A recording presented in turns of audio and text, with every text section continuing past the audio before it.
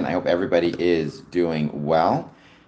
Take a moment, as I always say, to hit that like and subscribe button. Share this stream. Take advantage of our super chats. And let's chat about Freemasonry. Today, I was going to talk about a couple of posts I came across recently, which I thought maybe you guys might want to check out, or at least I think have some relevance to not just Freemasonry, my Masonic journey per se, but rather Freemasonry in general. And I think perhaps everybody who's a Freemason or interested in Freemasonry may find interest or value in the quotes. However, it also applies more generally to Masonic or civic and civil groups in general, not even necessarily exclusively Freemasonry. I've said a few times, right, that as civic society, as civil society goes, so goes Freemasonry. So we'll talk about that. However, for now, let's spend the first hour, as we always do, waiting to see who joins and waiting to see what you guys want to talk about. So please hit the like and subscribe buttons. Let's give it a few minutes and let's see who jumps in the chat.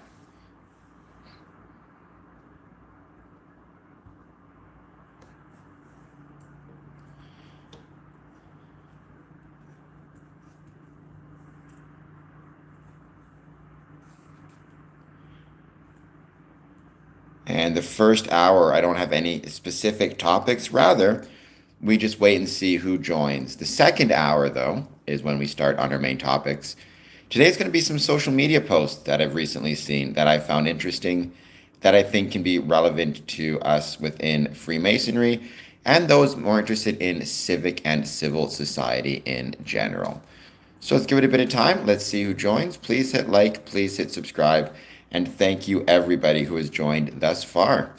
Thank you to all the people who helped make it possible for me to be part of the YouTube Partner Program as well, or for Square and Compass Promotions to be part of the YouTube Partner Program as well. It is much, much appreciated. If you want to be part of the Super Chat, I hope you'll do so. Texas, hello, Texas. How's it going? Ashton Potter, I'm assuming Texas is Courtney. Courtney, thank you for being here, or maybe not. Kosovo is, I do not know to what you are referring when you say that, Texas, but okay. And Ashton, how is it going for you?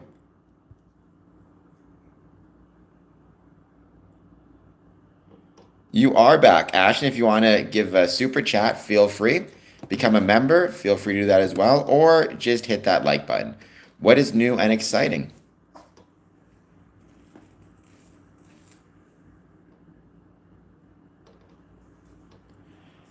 Okay, so you are not Courtney.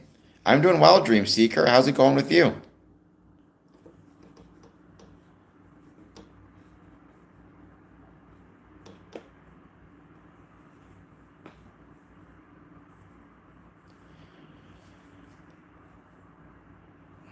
It's going fine, thanks. I'm chilling. I am glad that you are chilling. I'm doing well. I'm chilling also. I had a great time last night. I um, went to Dearborn, Michigan, which is an absolutely beautiful place, an awesome city. I love it. They have a really cool Masonic building there. Um, so I got a chance to check them out. They're actually having doing a lot of stuff for Halloween, which I loved. So good, busy day. Well, I'm glad you're having a good day, but also a busy day. Sometimes busy days are really, busy days, you feel like you accomplish a lot when they're done. I have not seen the trailer for Five Nights at Freddy's 2. Well, Dad, I'm glad that you have avoided snow in Winnipeg. We are avoiding it here as well, although supposedly at the end of October, we're supposed to get slammed with a crazy amount of snow. So we'll see.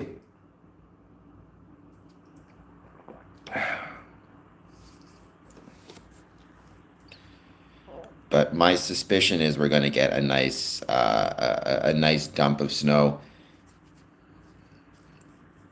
Oh, so you're a Five Nights at Freddy's fan, huh? Very cool. I liked the movie. I never played the video games. I'm not really a big video game player, but I liked the movies. So I'm sure the second one will be really good as well. Obviously, if the first one did well enough to justify a sequel, then the sequel, I'm sure, will be awesome.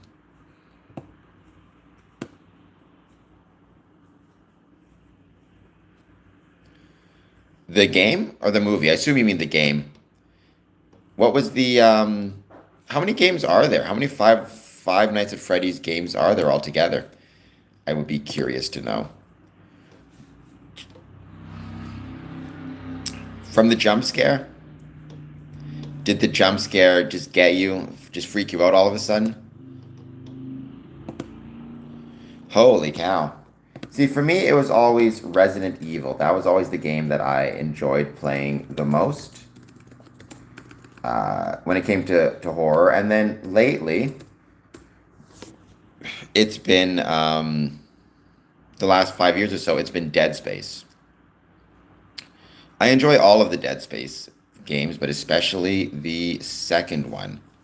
Though, in fairness, I really enjoyed the third one as well. And heck, the first one too, let's be honest.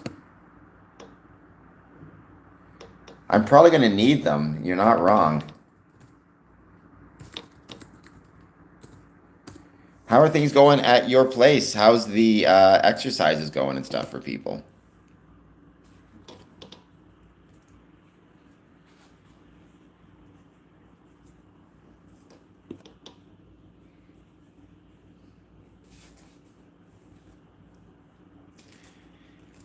Get snow tires. I have all-weather tires on my car.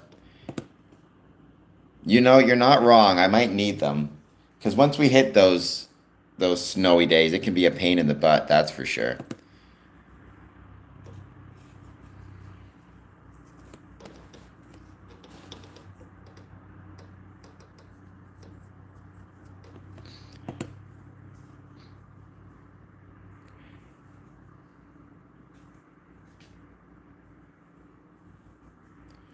Well, then, yes, Ashton Potter, you should be going to the gym because if you are going, so Royal Air Force, England, Britain, then yeah, I would say that getting yourself to the gym is going to be important. What the I do not know what the physical fitness requirements are, but I'm assuming they're pretty significant. So good for you, though. Shows a willingness and dedication to serve, which is awesome to see. So good for you, and I wish you the best of luck. I like to think Freemasonry has some of those same, joy of Freemasonry demonstrates the same desire to serve.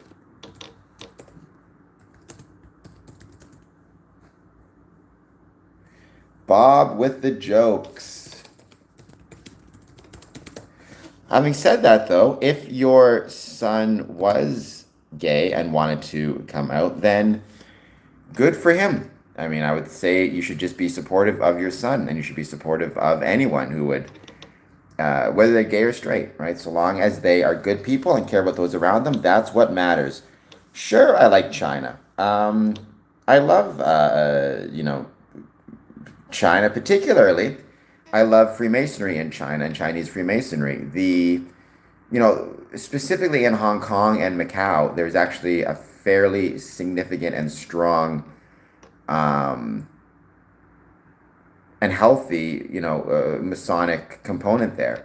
In Hong Kong, it came through the Grand Lodge of England, and in Macau, it came through the Grand Lodge of Portugal. And it was primarily brought there um, through commerce, through trading companies.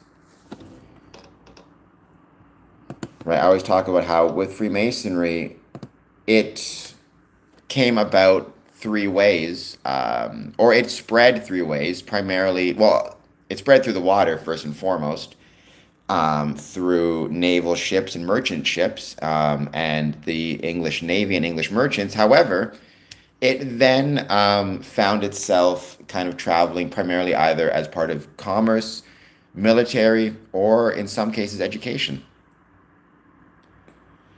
I am from Canada, and Dad, enjoy your fellow craft degree. I'm sure it'll be awesome. So Sanders, negative towards Freemasonry. Why do you say it is a pyramid scheme for gullible people? I'm a Freemason. What would make it a pyramid scheme? Because to me, when I think of pyramid scheme, what I think of is you join something and then you're promised money or promised some type of benefit if you first either bring in a significant amount of money or bring in a significant number of people kind of beneath you to become members. And Freemasonry does neither of those things. So, Sander, what makes it a conspiracy or sorry, a pyramid scheme to you?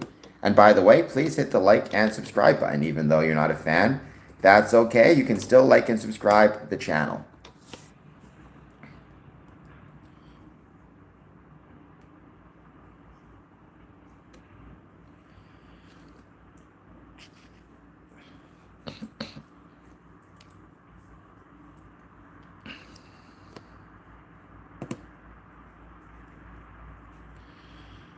Okay, well, so when you say that, Sander, um, gosh, there's a lot to unpack there. First, what makes somebody a nobody? I would say there's no such thing as a nobody. Everybody's important. Everybody matters. Whether you're a janitor, you know, whether you're the janitor, the CEO, anywhere in between, certainly I would say you're all equally important, at least in the eyes of the Supreme Being, as well as to Freemasonry. So why shouldn't people feel as though they are important? And why shouldn't people feel as though they matter? Hello, Maverick. Thank you for being here.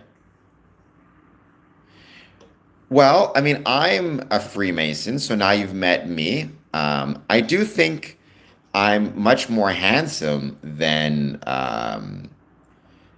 other people. However, that's not because I'm a Mason, that's just because I got good genetics.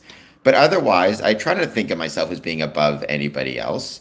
I don't even have a broke Honda, I don't even have a car. So it's very hard for me to feel above people when I don't even have a car in which to drive. And my wheelchair's broken. But, that's a whole other can of tuna. But I'm sorry you met those people, Sander. However, what I would ask you is, how do you know they're Masons? Just because they say they are? You need to be careful about that. Anybody can go out and buy one of those Masonic rings at a pawn shop for 35 cents. Well, more than that, but you know what I mean? For relatively inexpensive amounts of money and call themselves a Mason. Just because someone says there's a Mason doesn't mean it's the case. Or they could be part of a clandestine lodge. I'm doing well, Maverick, and so is Ben Affleck. One day I'll get Ben Affleck on this channel, and it will just blow up. Good afternoon, entertainment. I'm going to call you entertainment. How are you doing? And good afternoon to you as well. What is new and exciting in your world? For me, it was always Ben Affleck was the best Batman, but I did really enjoy the most recent Batman movie as well. So,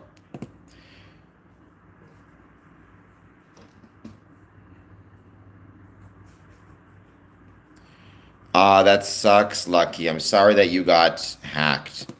Um, yeah, really, really sucks. I mean, I have talked in the past on this channel a little bit actually about the importance of cybersecurity from a Masonic perspective because a lot of Masons keep a lot of their personal information, but also their lodge information, information about other members on their social media accounts in their hard drives. And so trying to practice good cybersecurity is actually really, really important. But having said that, sometimes you can do everything right and you still get hacked. So I'm very sorry to hear that. I hope you're able to at least have a backup of those pictures somewhere.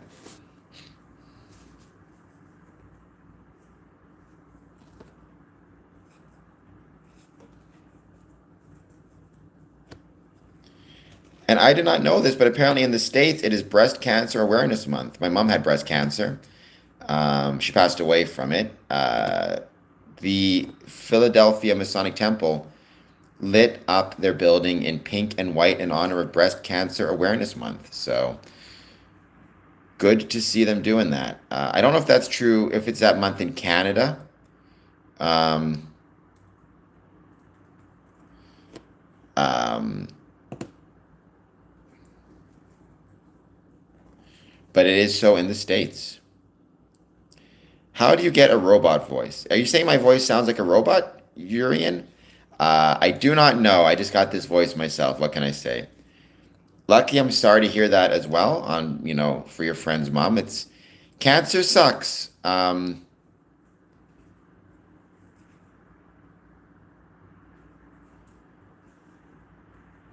I think almost everybody knows at least one person who, or more than one person, who has been affected by cancer. Either it's been in their own family directly or a friend of the family. Freemasons have actually done a lot of fundraising for cancer, both breast cancer, prostate cancer, cancer foundations in general. Masonic Charities Foundation, for example, out of United Kingdom, has done a lot to support cancer research. Jurian, how are you doing? I hope that you're doing well. Please take a moment, hit the like and subscribe button. By the way, the Detroit Masonic Temple Library, Archive, and Research Center turns 143 years old today. So, nothing but respect to them. 143 years old and making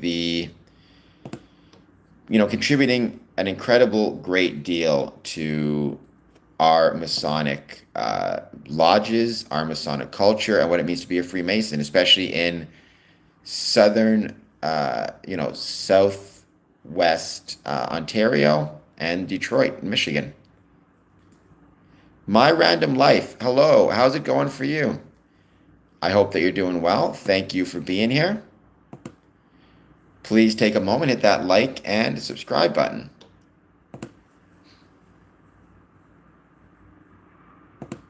Or I think you already hit like and subscribe, to be honest.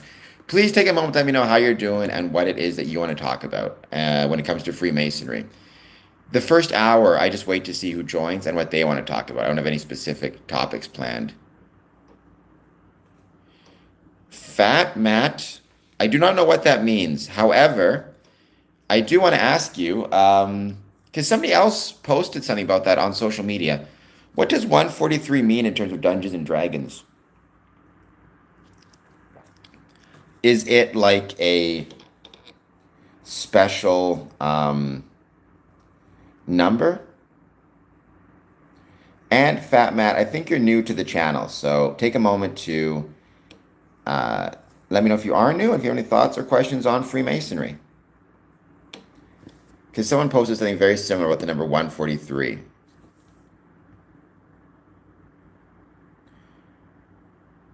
It means you're not of the human race. Hey, you know what? Maybe I'm not of the human race. There's a lot of conspiracy theories about Freemasonry, including some that say that we are aliens. Oh, not me. I am not 143 years old. The Detroit... Hold on just one second. Now let me get this again. The Detroit Masonic Research and Library Foundation. The Detroit Masonic Temple Library, Archive, and Research Center is 143 years old today. Originally named the Masonic Library of Detroit. Now, somebody on that post beneath it posted something about 143 equals, equals I love you, and then mentioned like D&D. So I was trying to figure out if there's some weird connection and some importance to the number of 143. Apparently not. I don't know what the comment was. This is on my Facebook feed anyways. Right now we're just hanging out and chatting about anything, whatever, as usual, Black Gray Meditation. The first hour, I don't have any specific topics. However, I did want to talk about some posts I've seen on social media that I think are relevant to Freemasonry, particularly the idea of civic culture in decline, the idea of or some updates on the U.S. government shutdown and how that's starting to affect people, and how that may begin to affect Freemasonry, and even the word shibboleth popping up in a post, which I wanted to read. It's also part of one of my favorite TV shows, The West Wing, has a social media post about that, even though The West Wing's been off the air for many years now. Yeah, and as Dad points out, sometimes, unfortunately, cancer is fatal, but oftentimes it can be beaten. Um, and, my dad is an example of that. Nothing but respect to all the people who battle cancer, whatever the outcome is. I do not know what that means. Once again, awesome. And by the way, everybody who's watching this right now, there's 10 of you. Take a moment to click on the BRM, Black Raven Meditation avatar or profile pic and subscribe to her channel. She's got a lot of cool stuff. So check it out. I don't know. The last thing she posted, I think, was a couple days ago. I think it was yesterday, actually. Anyways, I enjoy her stuff. So make sure to check it out. Well, your local Spurs fan, thank you for being here while you're in class, but um, do not ignore your class to be here. Pay attention to your teacher. That's the most important thing. Um, because I don't want to get an angry phone call from a teacher telling me that your local Spurs fan was whatever your name is was not paying attention in class because they were too busy listening to my channel.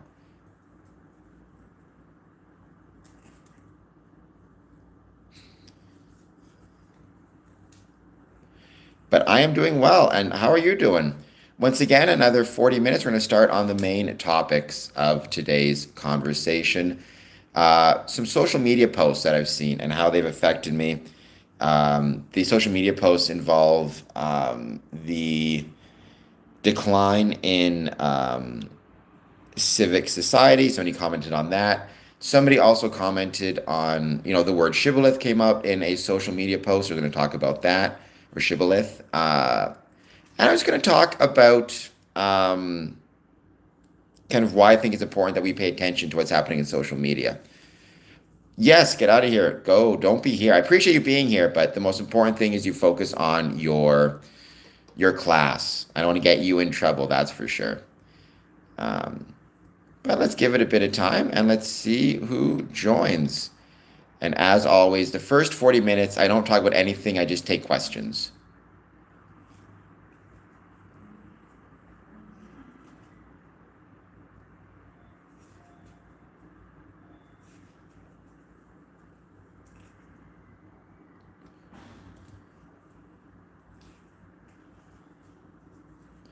All right, thank you for being here. Get yourself out of here.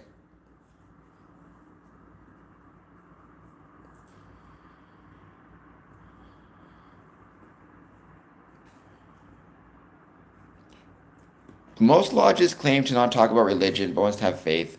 Well, one must not have faith per se.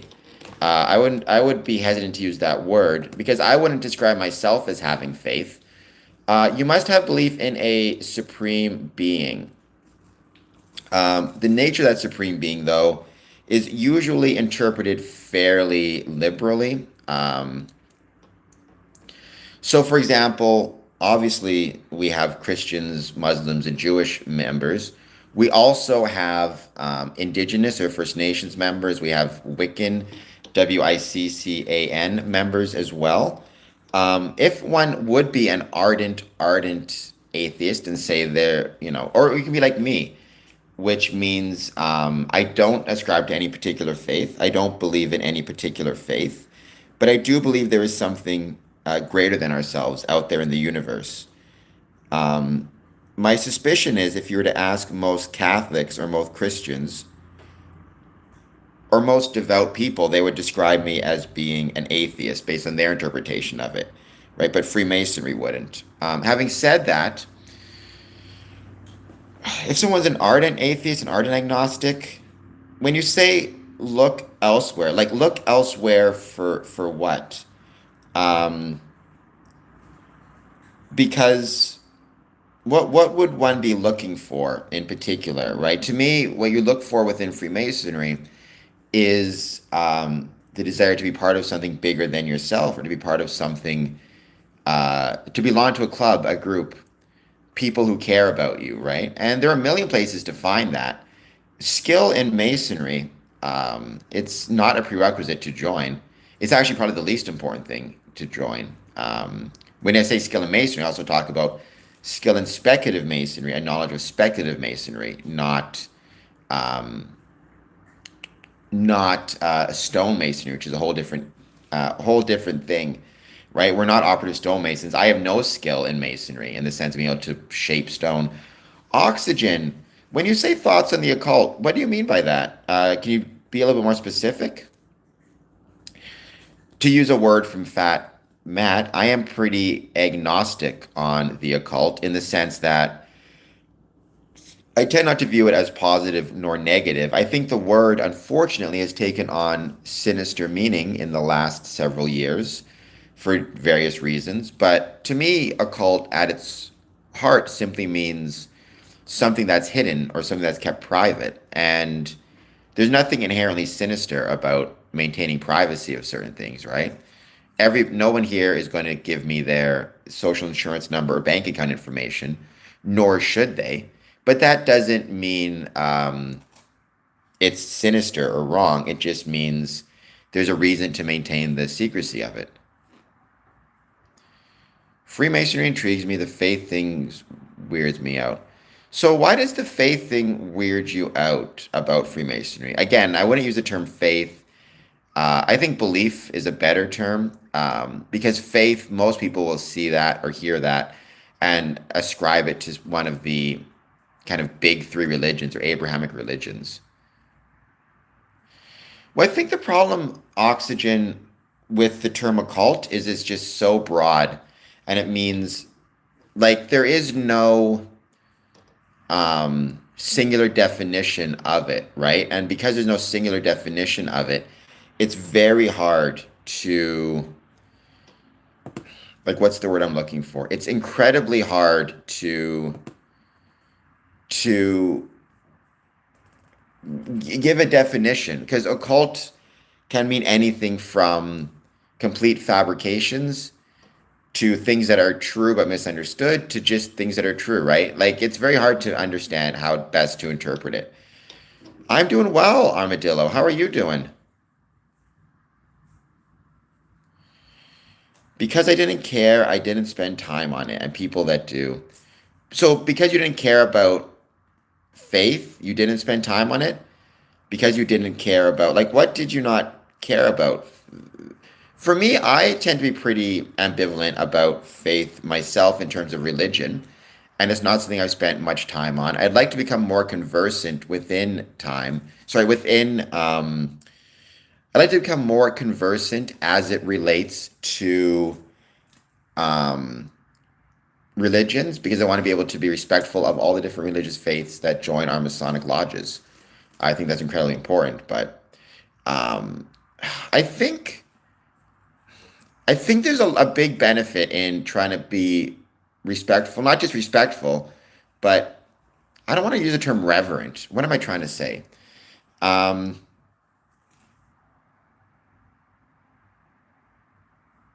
um, I can't think of the word I'm looking for.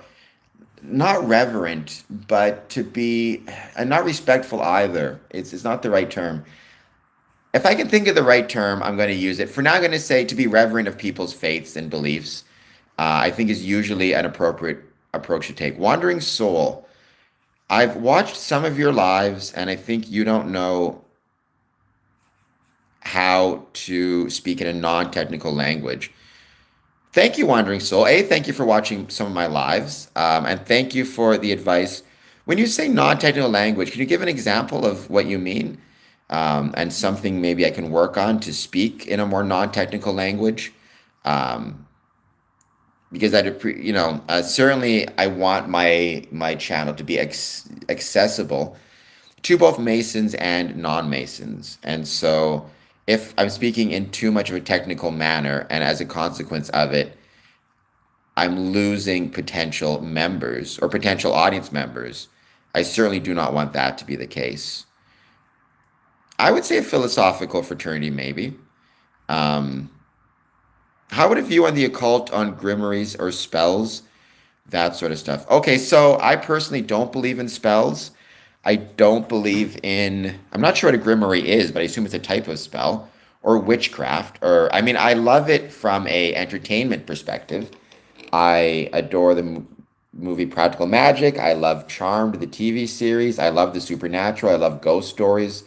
I don't take it to be real. I take it to be rather just something that is of interest to me, um, or it's something to be entertaining. And certainly, I think Masonic buildings can use the occult as a way to advertise to its membership and to the public. So for example, the Johnstown Masonic Temple every year has a really awesome and a really, really cool, um, I can't think of the term now, paranormal expo, where they bring in witches, occult, tarot cards, ghost hunters, and they perform they have ghost hunts and paranormal investigations in the building. They talk about ghosts, they talk about the paranormal. I think that stuff is really good economically. It brings eyes and interest into our buildings. I'm not sure to what extent I believe it to be literally true.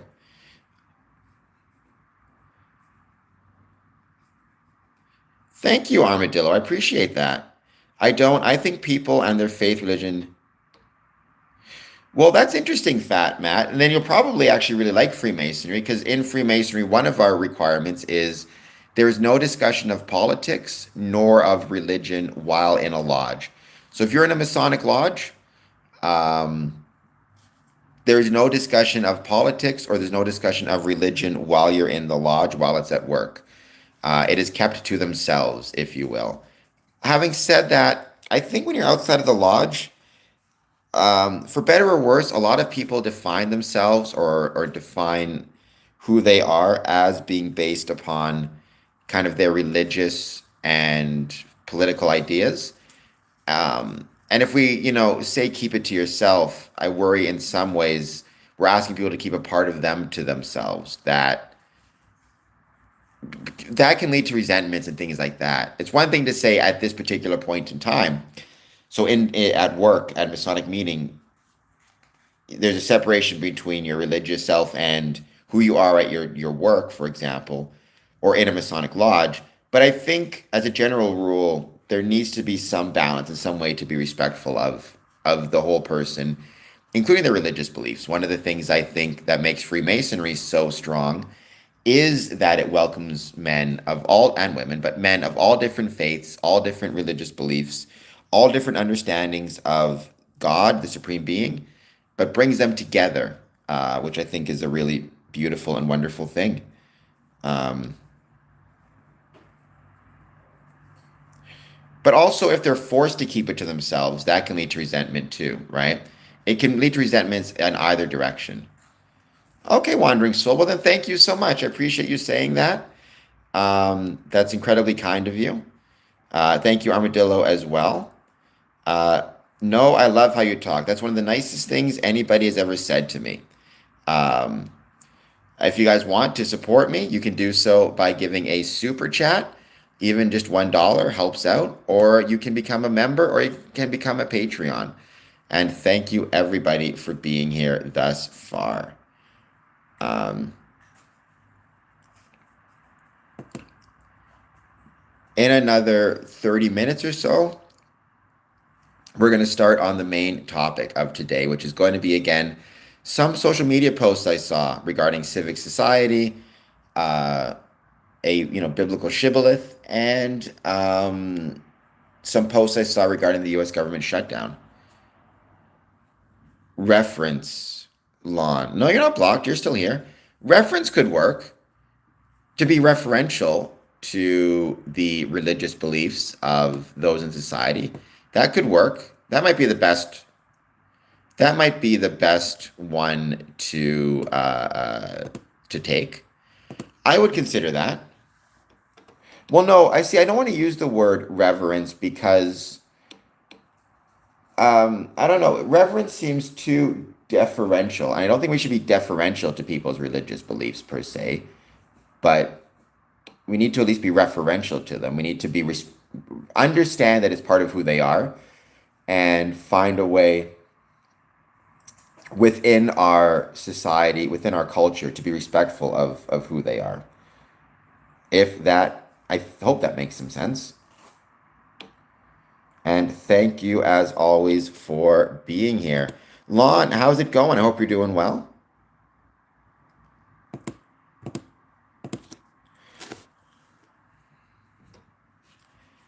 And to everybody joining us, thank you for being here. As always, please take a moment, hit that like button, hit that subscribe button, and let me know if you have any thoughts on Freemasonry. The first hour, I don't have any specific topics. I just hang out and talk about whatever. So, um,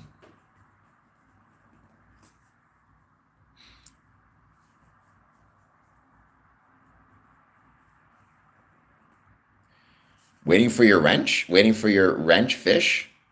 I do not know what that means.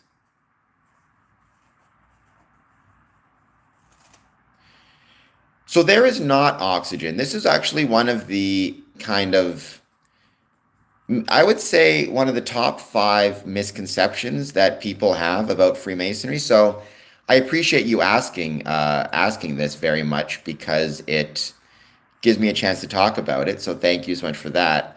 Within Freemasonry, we have what is called the volume of the sacred law.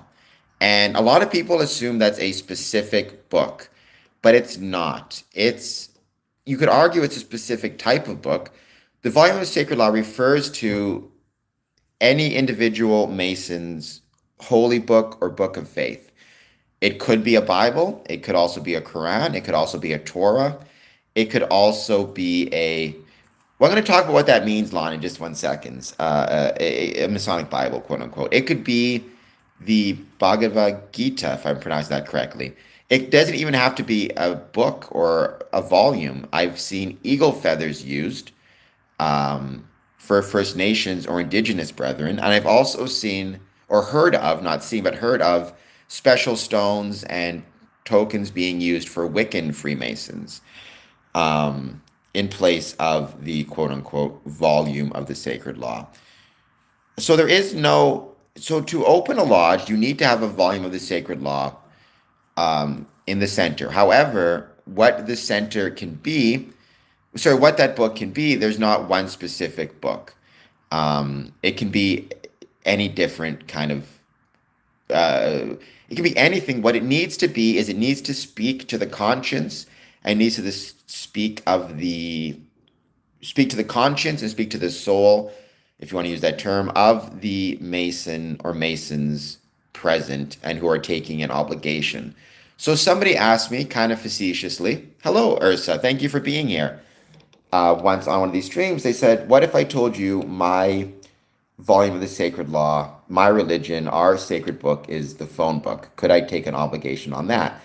And my answer was, if you could convince me that if you could convince me that the phone book is that the phone book is actually a genuine reflection of your understanding of the Supreme Being, that it genuinely speaks to you and speaks to your soul and speaks to your conscience as part of your faith and your belief, then yes, you could.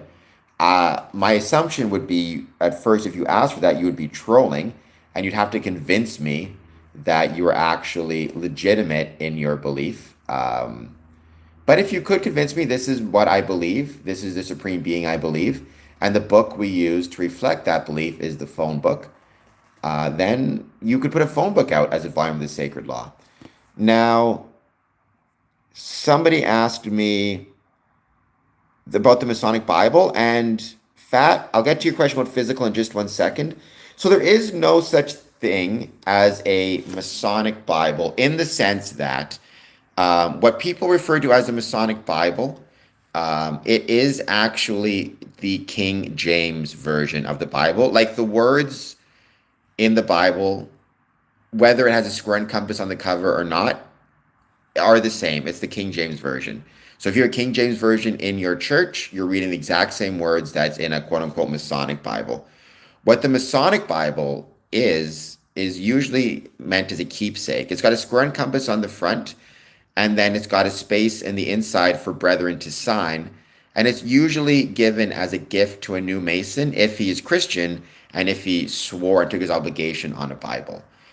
In that case, it's given to him with, it's a chance for him to remember that moment. But the wording themselves, it's not like that we have a separate book, right? Um, Ezra, yeah, no spamming. Ursa, I am neither with Israel nor with Palestine. I am with just people and wanting people to be safe and wanting people to be okay. Um, Fat, when you ask it has to be physical, that's a really good question. I think it would have to be physical. Because so you need to have a volume of the sacred law, right? You need to have a volume of the sacred law. I I'm not sure how you could have a volume of the sacred law that's not physical. Like there needs to be some token of representation, basically, some expressor of value. I'd be really curious to know how you could have a non-physical volume, because like an eagle feather is physical, stones or gems are physical. Um, I don't see how you could. That's a really good question, though. Um, yeah, it would have to be physical, though. Zachary Smith, is this man gay? If I was, would it make any difference? I'm not saying I am or I'm not, but would it make any difference? Well, Israel, I'm not saying I'm supportive of one side or the other. I'm actually a member of a Masonic lodge in Israel, Lodge Holy Land number 50 out of Tel Aviv. Um, all right, Zachary Smith.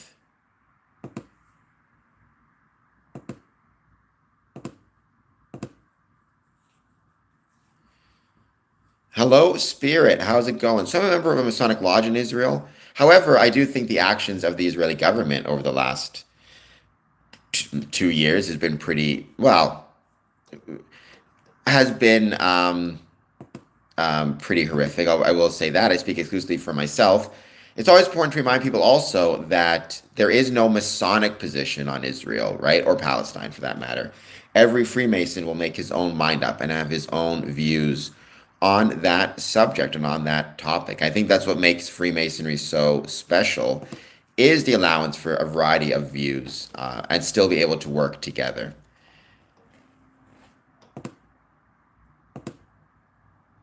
Yes, he is. Hence, he's in timeout. I'm sure he'll show up again. But there you go. So, Spirit, hello. I hope you're doing well. So, I hope I managed to answer your question well, uh, Fat Matt. The idea of it physical and oxygen. I hope I managed to answer your question as well. Let me know if I did. If I didn't, if you have any questions or any follow-ups, please let me know. I will do my best to try to answer them. I can't make any promises that I know everything, but I do try. I get a lot of these questions. What would it matter if I were or were not? Out of curiosity, uh, I will say Freemasonry does welcome, gay and straight members.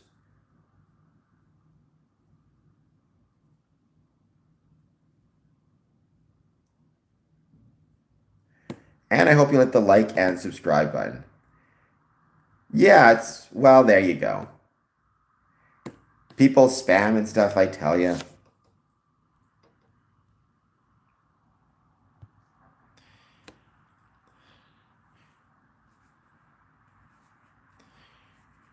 What's going on, Lionheart?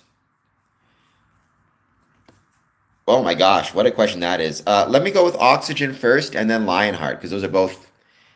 I'm trying to think about how to. He's not gay, he's just Canadian.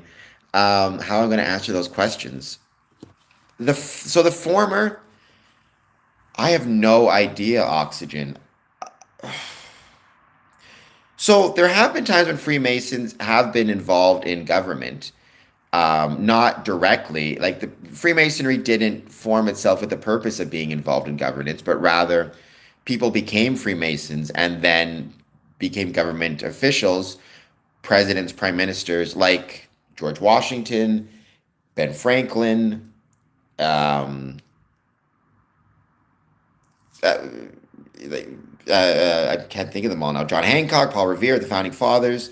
I mean, I forget the number. There have been several presidents who have been Freemasons. The most recent in America being Gerald Ford, or maybe Joe Biden, depending on how you define it. I view him as a Freemason. A lot of people don't, because the way he became a Mason was complicated. But, anyways, the point is, so there have been presidents, prime ministers, countries' founders, Jose Rizal in the Philippines, Garibaldi in Italy. There have been presidents, prime ministers, countries' founders who've been Freemasons, but just because they were a Freemason, it doesn't mean that Freemason was running the show, quote unquote, right? It's kind of like, I don't know, Joe Biden was a Catholic. That didn't mean the Catholic Church was running the show. I'm sure that being a Catholic inspired some of his decision making or gave him a different perspective by which to view problems. But he wasn't, to my knowledge, calling up the Catholic Church, going like, "What do I do in this situation? What do I do?" And he was making his own decisions based on who he was as a whole person. His Catholicism being a part of it. The same thing is true of Freemasonry, right? Like when George Washington, as prime minister, or sorry, as president, when George Washington was making decisions, he was making decisions based on the entirety of who he was as a person, as well as the outside factors. And part of who he was a Freemason. I'm sure being a Freemason influenced his decision making in some ways. However, that's not the same thing as he wasn't calling other Masons saying, "What do we do?" or writing letters to other Masons, convening other Masons and asking, like, what do the Masons want us to do here or in this situation? That's not how it works, right? Freemasonry is something that is part of people who are Masons and which may affect how they view the world, but it is not a governing body, nor is it a governing philosophy. So it's really hard for me to say how it would look. I don't think it would look like anything because I don't think Freemasonry is designed for that. It's not designed to run things politically. It's rather designed to give people certain philosophies and ideas, which they can take into their own life and apply to whatever they're doing. They can apply it just as much to being a janitor, to being a custodian, to being a lawyer, to being a doctor, to being a ship's captain, as they can to being, president, prime minister, or in government. Um, I hope that made sense. Hey, what's up, my guy? I have no idea. I have no plan for Doomsday, Lionheart. So if Doomsday happens, I'm screwed. However, what I will say is certainly within Freemasonry, there is this element and this idea that we can support one another, but that's no different than being part of a knitting club, right? If you have friends, if you have a social circle that's expanded, then a big part of that is hopefully, you have people on which you can rely. It doesn't have to be if there's doomsday. It can just be if your house burns down, you need a place to crash while you're waiting for your house to be rebuilt, right? Um,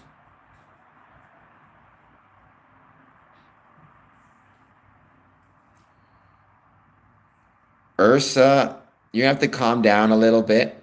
There's a lot of, I mean, I appreciate you being here. And look, I can understand if you are either from Palestine or know people from Palestine or just are watching the news and it's getting to your heart. I can appreciate your feeling that way. And I don't disagree with you. In terms of Palestine, I think the Palestinian people have suffered for decades. And I think it's incredibly sad. And I hope that what we're seeing in 2025 with the ceasefire and the return of hostages can at least signal the start of a new and better chapter for everyone, including the Palestinian people. Um, Glad that makes sense, Oxygen. And thank you again for being here. My birth, how does one become a Freemason? So to become a Freemason, one must be of the certain age. In the States, it's usually 18. In Canada, um, it's usually 21. You need to believe in a supreme being, and to join the fraternal side, you need to be a man. There's also Order of Women Freemasons. But anyways, I always speak about it. When I speak about it, I tend to speak of the fraternal side. After that, to be one, ask one. You find a Masonic lodge in your area. You write them a letter. You send them an email. You knock on the door, and you express an interest in joining. Um, Sac Pyro. I'm going to call you Pyro for now. Uh, Welcome. Thank you for being here. By the way, I think you're new to the stream, so I hope you hit the like and subscribe button. The benefit of being a Freemason, there is no benefit to being a Freemason, and I've been one since 2007. Rather, to be a Freemason is not about how it can benefit you, but rather how you can benefit Freemasonry or the community in which you're located. It's about giving to others, right? So in 2025, my answer has always been the benefit of being a Freemason is it provides you with the opportunity to fight for a better world through the application of brotherly love, relief, and truth. Now, the standard answer you'll get, and none of it's wrong, by the way, is you get to meet people you would never have gotten to meet otherwise. Oof, about to sneeze. You will get to develop certain skills and abilities and hone them, especially the ability to run an administrative meeting, memorization, public speaking. You will develop a safety net around you of people who care about you and support you if you find yourself on hard times. And you will, again, meet the people you would never have met otherwise. However, I don't think you should ever join anything because of the potential benefits.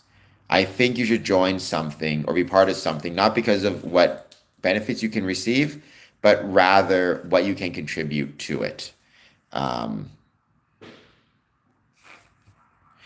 all right, Ezra, let me ask you a question. What are your thoughts on Freemasonry? Because it can't just be these flags all the time.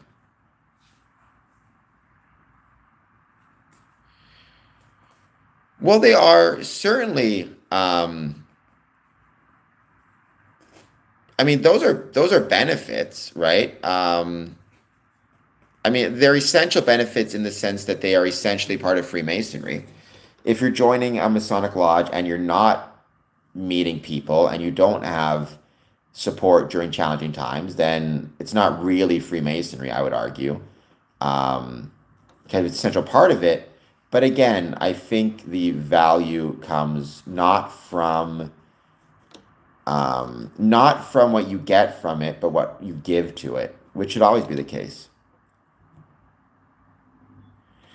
What do I contribute? That's a really good question, Fat Man. I think it's the first time anybody's ever actually asked that question on the stream, and I appreciate it very much because that should be what we want to ask. Awesome Spirit, congratulations. Were you located again, Spirit? What part of the world? And which lodge, if you don't mind my asking? This channel is a contribution. I hope it is. I would say this channel contributes to Freemasonry as a whole, and not even exclusively my lodge. So what do I contribute to your lodge? I contribute, and Pyro, I'll answer your question in just 1 second. But first, I'm going to answer Fat's question. The first thing I contribute, and the most important thing I contribute, is my time and my presence. We in Freemasonry have very often grossly undervalued our presence and our attendance. We have this tendency, like one thing I always try to tell Masons when they are getting a degree, getting raised means getting your third degree. It means advancing in Freemasonry. Is whether they're getting initiated, getting passed to the second degree, or raised to the third degree, I always tell them don't forget to appreciate every Mason who took the time to show up and to be present. Um,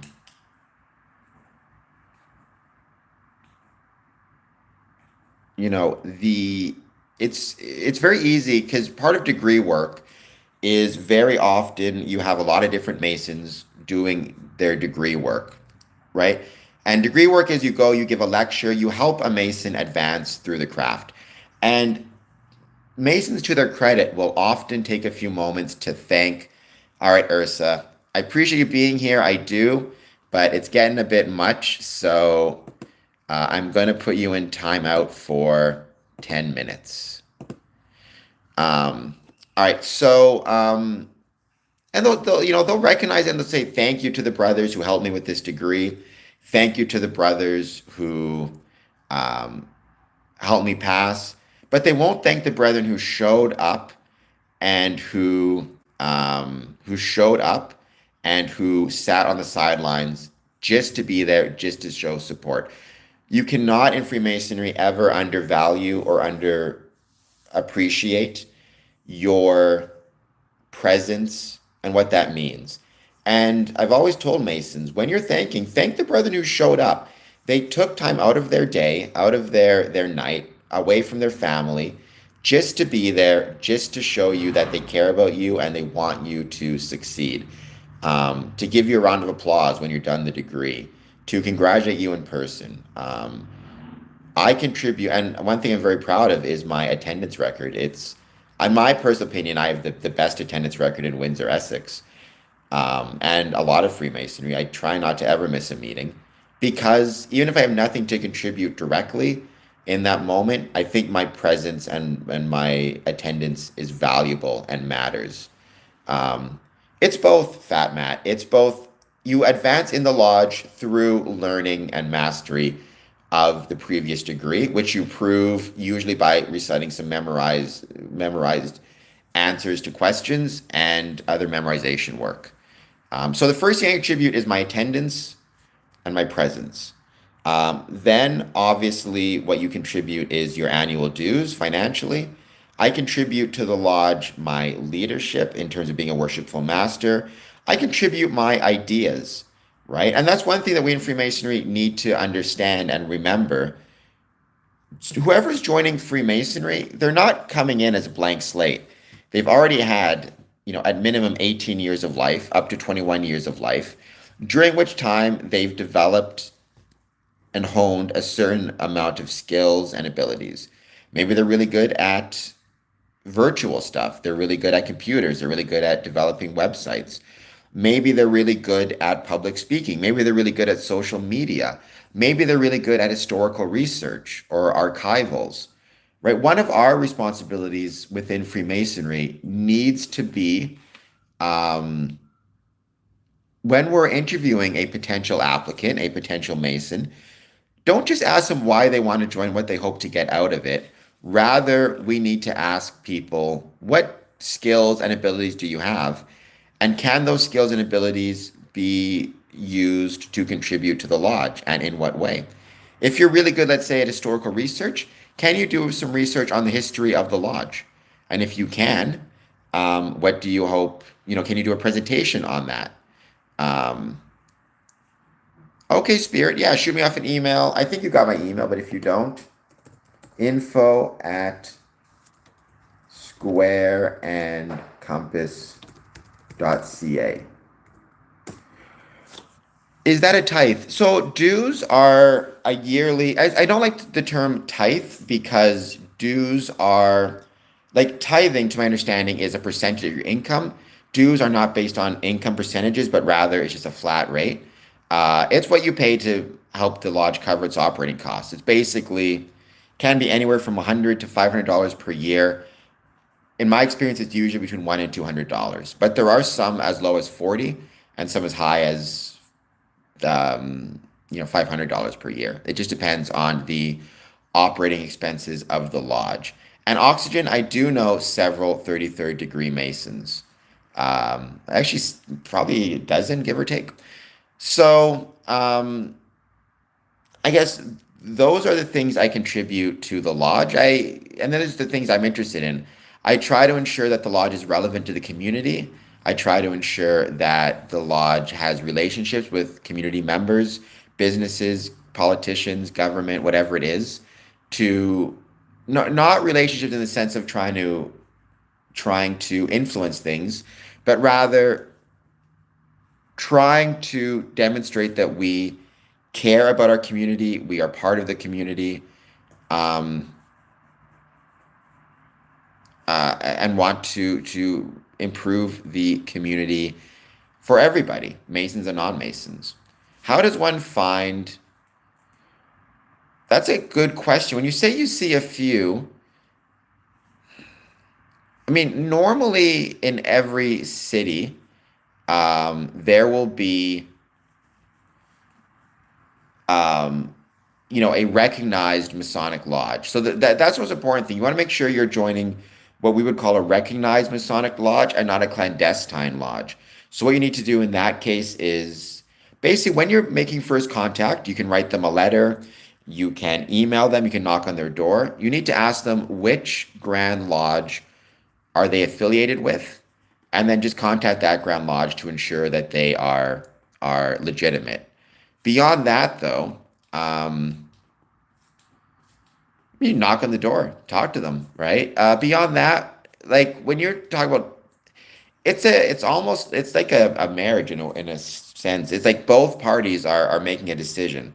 You are making a decision to pick that lodge to join, and they are making a decision to, accept you into their lodge.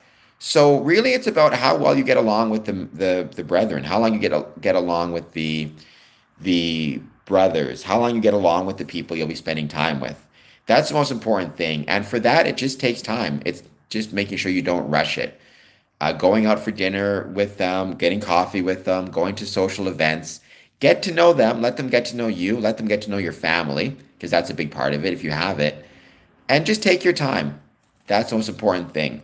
A clandestine lodge is any lodge that is not recognized by the Masonic governance in that region. So if I were to take the square and compasses, put put the Masonic symbol on my door and say I am now starting Cameron's Masonic Lodge, it would be a clandestine lodge. Because I can't, otherwise just anybody could call themselves a Mason, put the symbol on their door, and start collecting money from people for, calling themselves a Freemason. And a lot of people fall for that until they need to go from that lodge to another one and they find out they can't sit in the other lodge because they're not invited. So, what you need to do in those circumstances is just ask which lodge are you affiliated with? And then, or sorry, which Grand Lodge are you affiliated with? And you kind of go from there. Um,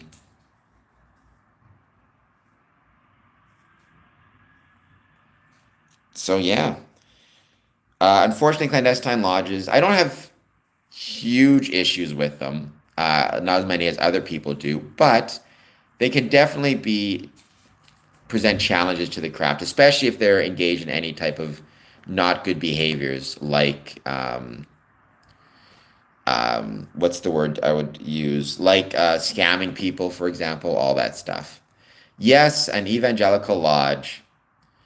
Um, But I hope I've been able to answer your questions well. Same thing with oxygen. I do really appreciate your questions also. Thank you so much for them. They have been incredibly, uh, they've been wonderful. I love the question about what do you contribute to the lodge? I think more Masons need to be asked that question, right? When they say like, especially those who maybe grow disillusioned with Freemasonry, who try to leave Freemasonry, you can ask the question, what do you hope to get from, what did you contribute to the lodge? Or if you say the lodge hasn't contributed anything to you, what have you contributed to the lodge? I also am responsible for a lot of the correspondence between our lodges. Well, so you can't really choose a Grand Lodge. There's usually one Grand Lodge per jurisdiction, right? So if you want to join Freemasonry in Texas, you basically can either join the Grand Lodge of Texas or Prince Hall, Texas. There's basically two options, and that's kind of the end of it. And honestly, in most towns, there's probably just a Grand Lodge of Texas um, Grand Lodge. So that really isn't up to you. It's rather just making sure that when you go to a lodge, so there's the Grand Lodge of Colorado. I've actually been to Colorado a bunch, Denver.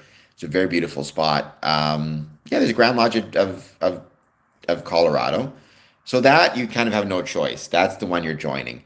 But then what you want to do again is make sure, honestly, it's probably not a huge issue. What I would say is go to Google, type in the Grand Lodge of Colorado, um, and then hold on just one sec. Let me see if I can do this. Grand Lodge of Colorado.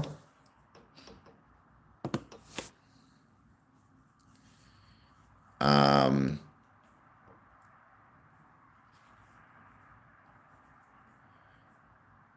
Oh, here it is. So if you go to coloradofreemasons.org/becoming a Mason, they will point you in the direction of,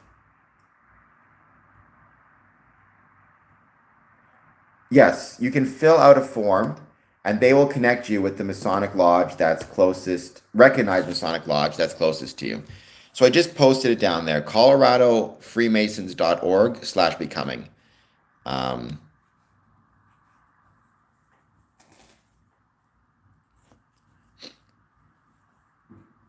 oh, Ursa's back. Once again, I have nothing but a great deal of respect for the people of Palestine, and for everything they've gone through. So I just hope 2025 and this ceasefire um, marks a turning point.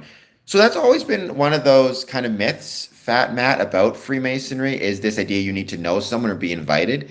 In fact, Freemasonry is very anti-invitation, ironically enough. Very few invitations actually take place. You shouldn't be invited at all. To be one, ask one, as St. Jason says. Rather, um, when it comes to Freemasonry, it's about you desiring to join, not being invited. And again, Colorado, what I put in there, that's who you contact. You fill out the form, and they will connect you with a Masonic Lodge in your area. I don't think that that is true, the one who asked.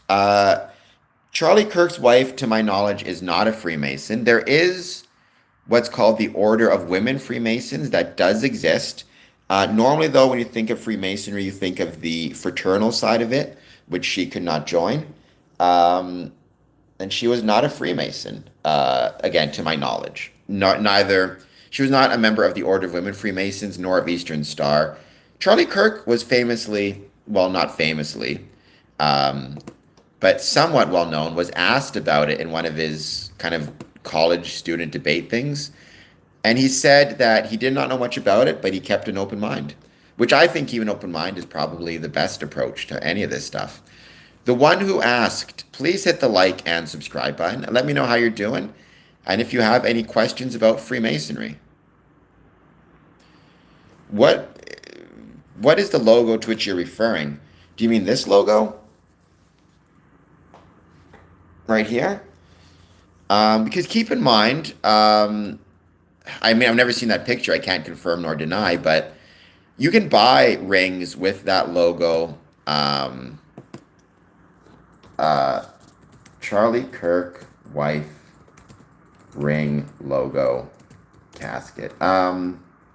You can buy those rings at pawn shops. And a lot of people purchase those rings without being Freemasons themselves because they like the symbol of it. So I'm looking at TikTok right now. It doesn't look.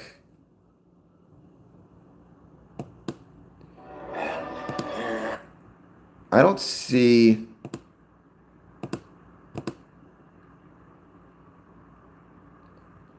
So I'm looking at a picture of the rings right now. Neither one of them look. I don't see the square and compass on them. But it's also hard to see them.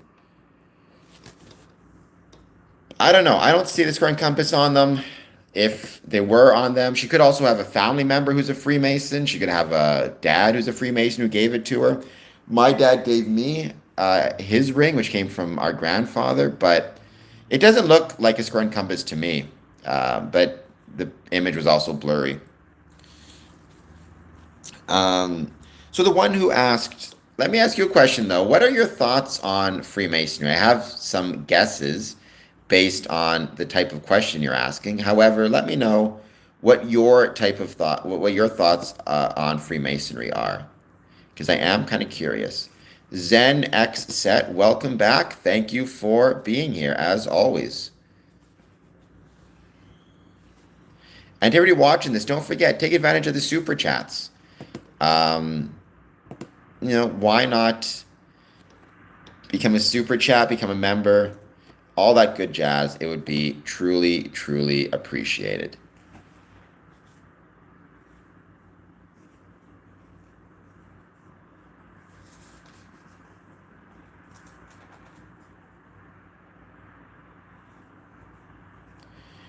Thank you, Fat. Thank you, Fat Matt. Okay. Well, so that's interesting. When you say people can believe in whatever they like, that sounds to me like maybe you have an assumption that Freemasonry is a religion or like a set of beliefs, which it's not. Um, could a colorful past? So that's up to each individual lodge. There are some lodges, Oxygen, and some jurisdictions that require a criminal record check as part of your application. There are some that do not. What I always advise, though, is if you have a criminal record and you're asked about it, just be honest, be direct, explain what happened, explain how, if you have this colorful past, how you've changed and how you tried to turn over a new leaf, and maybe even how you think Freemasonry will help you with that. It's up to each individual Mason, a Masonic lodge to decide. But it does not, or it will not always be an automatic denial. It again depends on the jurisdiction or an automatic prohibition. Thank you, Mr. Keeps, with the bazinga. Truly, truly grateful. Um, so the one who asked, Freemasonry is not Scientology. A lot of people think that, but it's not. Scientology, to my understanding, is a religion. Freemasonry is not. Um, but certainly, I believe that Freemasons could be. Sorry, I believe that a Scientologist could join Freemasonry. I've yet to meet any Scientologists who are Freemasons. However, I believe that they believe in a supreme being and therefore could join. I don't even know if they have a special book, maybe an L. Ron Hubbard book.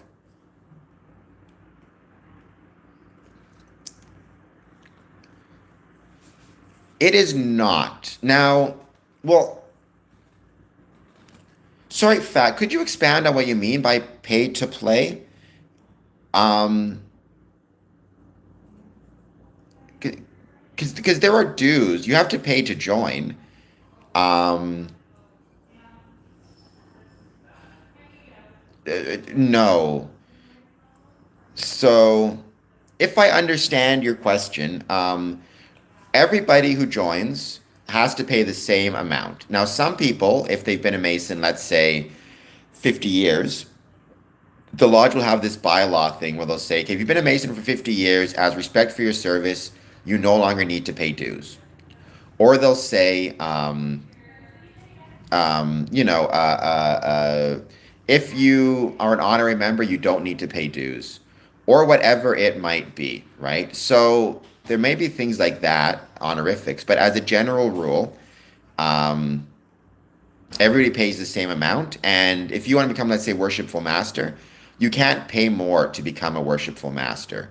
Okay, so no.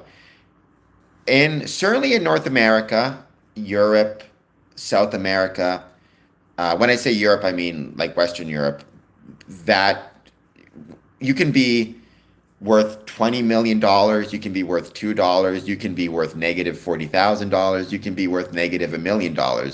You're not going to advance or become more prominent in Freemasonry based on the amount of money you have in the bank. That's not how it works.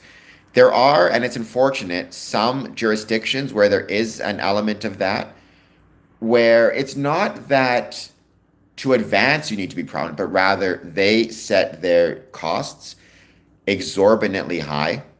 And in doing so, they try to exclusively get membership that is already extremely wealthy or already, prominent politicians, whatever it is.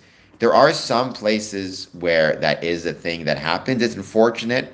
I don't like to see that. But that again, that's at the initial level where they're trying to keep, I don't like lower class people, quote unquote, out by just setting their costs super high and by limiting the number of people who can join to being high up people, right? There is that kind of pay to play element, but that doesn't exist in I've never seen that exist in North America. My travels in South America, in the Philippines, that doesn't exist. But I have heard of that and been told stories about that in other jurisdictions. It's just, it's but yeah, it's not something I've ever seen, thankfully. And Freemasonry at its core should not reward people based on how much money they have or how prominent they are. It should reward them based on the extent of the work and service they provide. Um, yes, I don't know what that means actually. Kind of like Tom Cruise buying his way into the boardroom. So that would never happen in Freemasonry. Again, you can't buy your way into to Grand Lodge. Um, well, it's up to each individual, Fat Matt. Like one of the biggest mistakes I think Freemasonry made, and I understand why it made this mistake, was in the 50s, 60s, and 70s becoming incredibly quiet about what Freemasonry is and what it does. By the way, Michelle, boyfriend, welcome, Michelle. It did that for a couple of reasons. It did that first in Europe. There was a major hangover, lingering fear from what happened in Nazi Germany under Franco, under Mussolini, where Freemasonry was banned, and not just banned, but targeted by Nazis, by kind of dictators. And many Freemasons were actually placed in concentration camps. And so in Europe, especially, even after World War II was over and the Allies were victorious, there was still amongst a lot of Masons, especially in continental Europe, a fear of talking about Freemasonry or saying they were Freemasons. So they got kind of very quiet about it.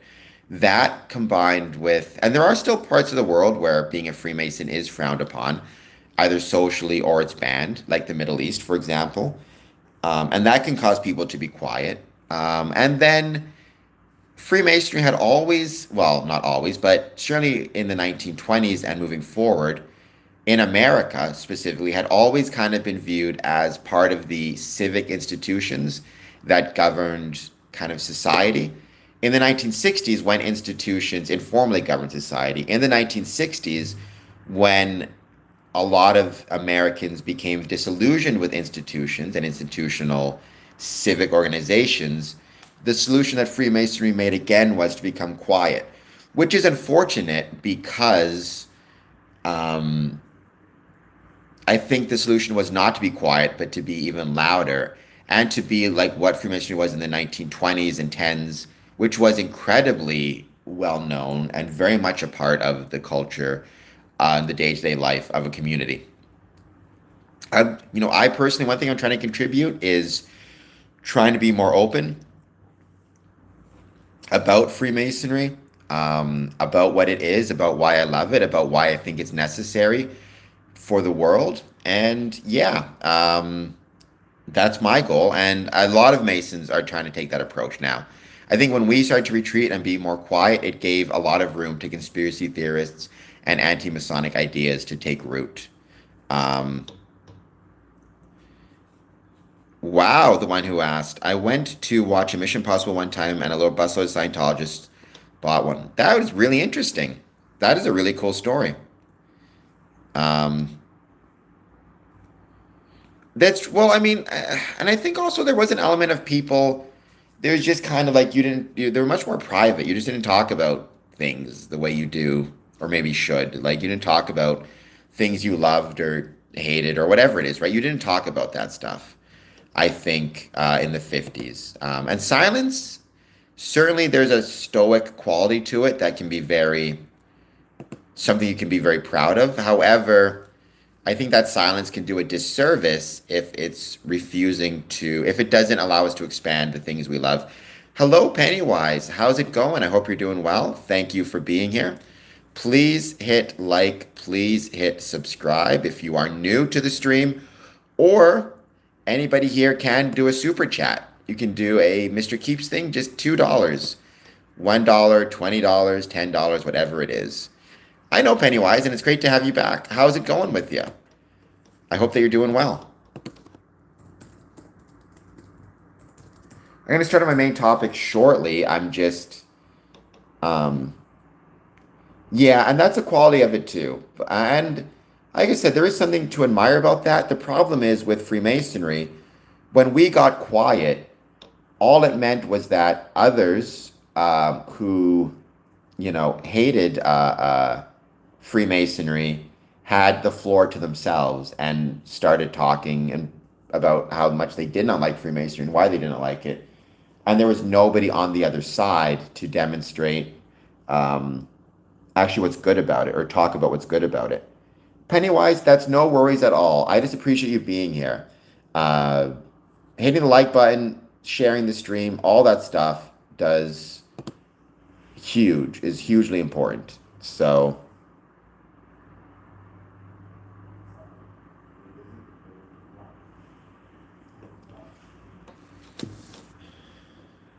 yes, absolutely, Fat Matt. You are absolutely correct. And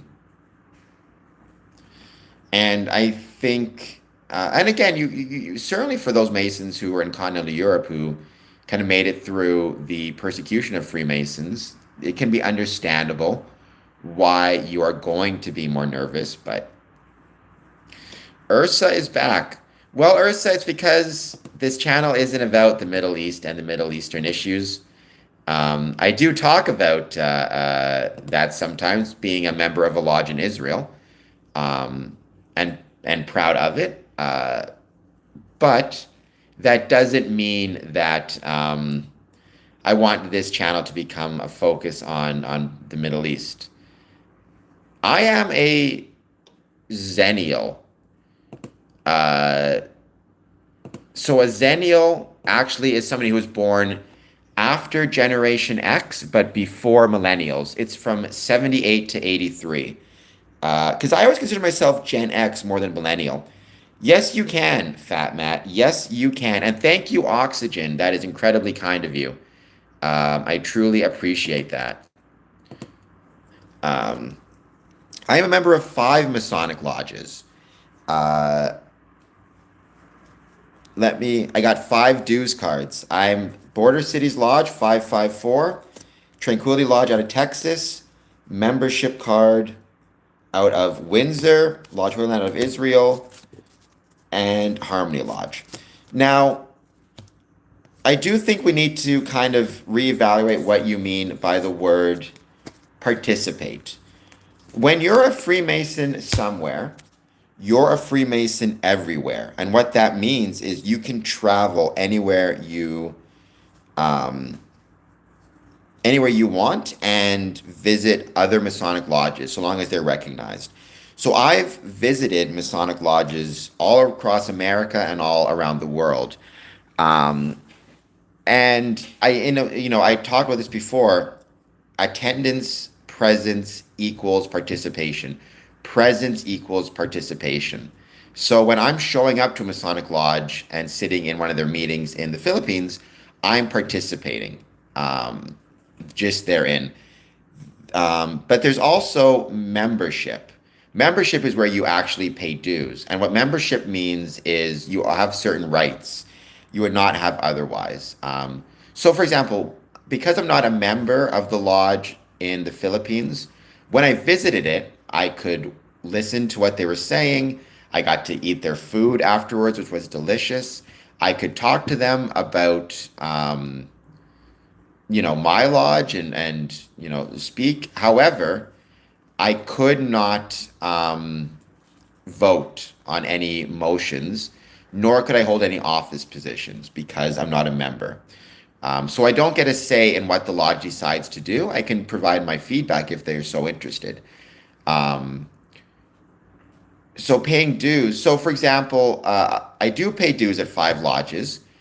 Three of them I visit all the time. Two of them are out of my jurisdiction, but I became a member because I wanted to pay dues as a way to support them and support what they were doing because I thought they were very valuable lodges.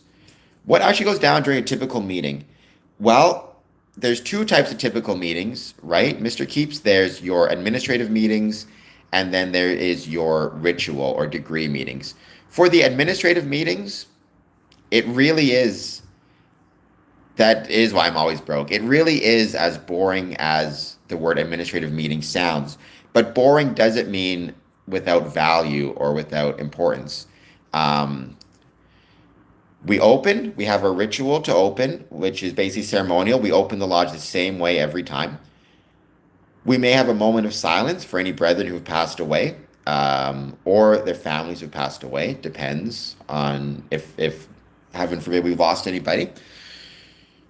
Some lodges will just do a moment of silence every meeting, whether we know of anybody who's been lost or not, because we can assume with Freemasonry being so widespread, somewhere around the world we've lost a brother. Um, and then every lodge kind of sets its own schedule in terms of, or its own agenda in terms of what it does and when it does it. But you will often have a review of the minutes of the last meeting. You will have a review of any correspondence that we received. Could be anything from a request for charitable donations to information about upcoming Masonic events to, oh my gosh, bills that we have to pay, um, gifts sometimes the lodge receives from somebody. So there's a million different types of correspondence. Um, you have business, old business, new business, where, okay, what type of, do we have any events coming up that we need to talk about? Do we have any events we've already done we want to talk about in terms of how they went, how they can be made better? Do we have degrees coming up? Do we know of any brethren who are sick in the hospital? Do we need to set up a committee to meet with them? Do we need to visit with a widow who may be struggling? Do we have any requests for um, benevolence or charity? Is a brother falling on hard times? And then some lodges will have Masonic education where they'll talk about maybe, on this date 200 years ago, Mason so and so was the first Mason ever to do this thing, and this is why it's important. This is where our ritual comes from. This is the history of stonemasonry in England. Then we'll have the closing. Then we'll have refreshments, dinner, desserts, food, whatever it might be. Um, well, pastor, kind of, not really. Our lodge is only open for a certain period of time each day. So the lodge oxygen, the lodge actually refers not to the building, which can be open or closed, but rather it refers to the group of people. So a better way to think of it, the lodge is like the sports team, the Masonic building is like the stadium. So I could say, saying I'm a member of the Detroit Lions, I play at Ford Field, would be the same thing as me saying I'm a member of Windsor Lodge 403. I meet at the Windsor Masonic Temple. Now, the extent to which the Masonic building is open or not open really depends on the building itself and how the administration runs it. There are some Masonic buildings which basically make themselves open for much of the day, whether it be for public tours, special events, for people to hang out and learn more about Freemasonry. There are some buildings that open themselves up for Masons, and if you're a Mason, you can show up anytime, day or night, and hang out. There may be other people there, there may be nobody there. There may be food in the fridge. It's kind of like, as a member, you have a key and you can access the building if you need it for anything. Some people will go there to do work, to review records, to get ready for meetings. So it just depends on the building itself and how they wish to proceed.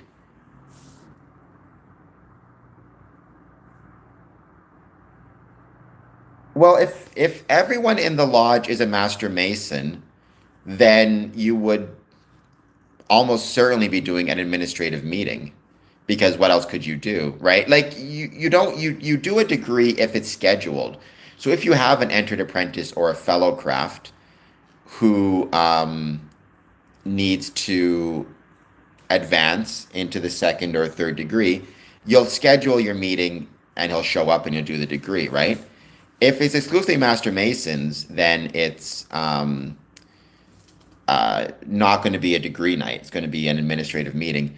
Well, when you say, Pastor, sounds like Masons do nothing, that's one of my biggest kind of, and I'm not calling you out, Pastor, but that's one of my biggest complaints, issues, not just outside of Freemasonry, but within Freemasonry too, which is a misunderstanding of how important those administrative meetings are, or those HOA meetings, quote unquote, as Fat Matt calls them. So I'm doing well. So two of my so my most special Masonic memory that I've ever had thus far came from January 19th and 20th of 2024. On those 2 days, we had, to my knowledge, more Masons present for the event than any other event within the province of Ontario. It was the highest attended Masonic event outside of Grand Lodge in Ontario. Um, Not only did it show and demonstrate support for the Masonic building to have it full, it showed and demonstrated support for the entire community. We had Masons coming in from across Ontario, actually from around the world. They filled up hotel rooms, they shopped at local restaurants, they purchased local items. We actually set up in one of our rooms 3 different tables filled with local products and local services that our Masons were purchasing, which put food on the table for everybody who was there, right? Who was selling those items. We showcased local artwork. We showcased local artists.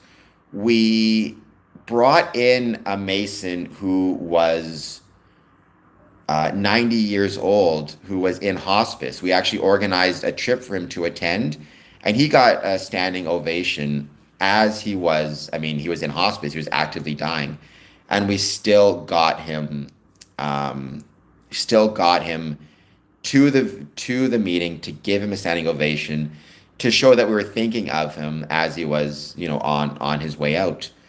Um, we brought in hundreds of thousands of dollars of investments to the community through the grant programs, which the January 19th and 20th were celebrations of those grant programs. We showcased what made Windsor special. We made people feel welcome.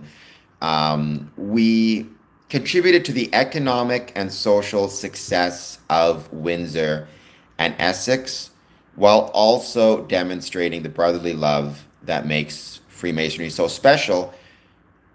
However, I think this is the key. The reason we were able to do those 2 days of events and everything that led up to it was because of those boring administrative meetings that were so necessary. Reading the minutes at every meeting, it was a reminder of, okay, because at every meeting we talk about these events, what's coming up, the schedule, the plan for them. So reading the minutes, it's boring, but it reminded everybody present, this is what we talked about as it relates to these events. This is what we still need to do. Going through the correspondence, Oftentimes, the letters and correspondence we received were about those events and what was coming up, who was going to be there, who wasn't going to be there, RSVPs, things we had to do to get ready, the permits we needed to have signed. Um, Having the business section, we would have presentations. Again, this is what we still need to do to make these events a success. This is, Masonic education. This is how you open and close the lodge with these people present. This is the degree work that we need to do. This is their schedule. It's one of those things where it's like, um, I support them both, Ursa. And people, I think we have this tendency to say, it's like, who cares about an administrative meeting? Who cares about reading the correspondence? Who cares about the minutes? If you don't care about those things, you can never do the things that make um, Freemasonry special in the long term, right? So, for example, again, we have a 90-year-old Mason. He's in hospice. We bring him to the lodge with the assistance of the hospice program. He gets a standing ovation. That didn't just happen that day. That happened because at a business meeting, at an administrative meeting, somebody had to sit down and say, John Smith is in hospice. We want to bring him to the meeting. What can we do? Correspondence was sent, correspondence was read, things were organized, and he was brought into the lodge. That came as part of the administrative meeting, right? And everything that we do starts with the minutes, starts with the correspondence, starts with the budget. How do we know we can hold these events if we don't have regular financial reports, regular financial statements, regular financial discussions, right? And that's boring, that's administrative, but that's necessary. So I think we as Freemasons need to understand and be better at appreciating why those administrative tasks matter. They don't matter in and of themselves. They matter because they allow us to do the special things, the special events, to organize those, right? Again, if I want to organize a special event, but I have no idea what our financial situation is like because we're not getting financial reports, could I organize that event? And again, hundreds of thousands of dollars brought into the city. Um, Hotel rooms full, restaurants full, local artists showing off their work, local artists selling their stuff, Masons being made to feel welcome, Masons being made to feel special, community being supported. That stuff didn't start that day. It started in a administrative meeting of, 7 people reading minutes and reading correspondence. Ma, if I hope that made sense. Momoki, welcome. Thank you for being here. Um, Please hit like and subscribe. Freemasonry is a fraternal organization or a civic group or a social group which derived from the stonemason guilds of Europe. Stab worthy, I hope you won't stab me. Masons are not supposed to be secretive. That is one of the greatest kind of misconceptions about Freemasonry, is that it's supposed to be secretive. There are secret elements to Freemasonry or private elements to Freemasonry, which I don't talk about on this stream because those private elements maintain my connection to my brotherhood. But me wanting to talk about why I love Freemasonry, why I care about it, why it matters, why I think it's necessary to understand, um, how to make a better world. That stuff I can talk about. And you know what? Even if I were to get in trouble, I wouldn't care, because I think this is necessary and I think this is important. And I think it matters.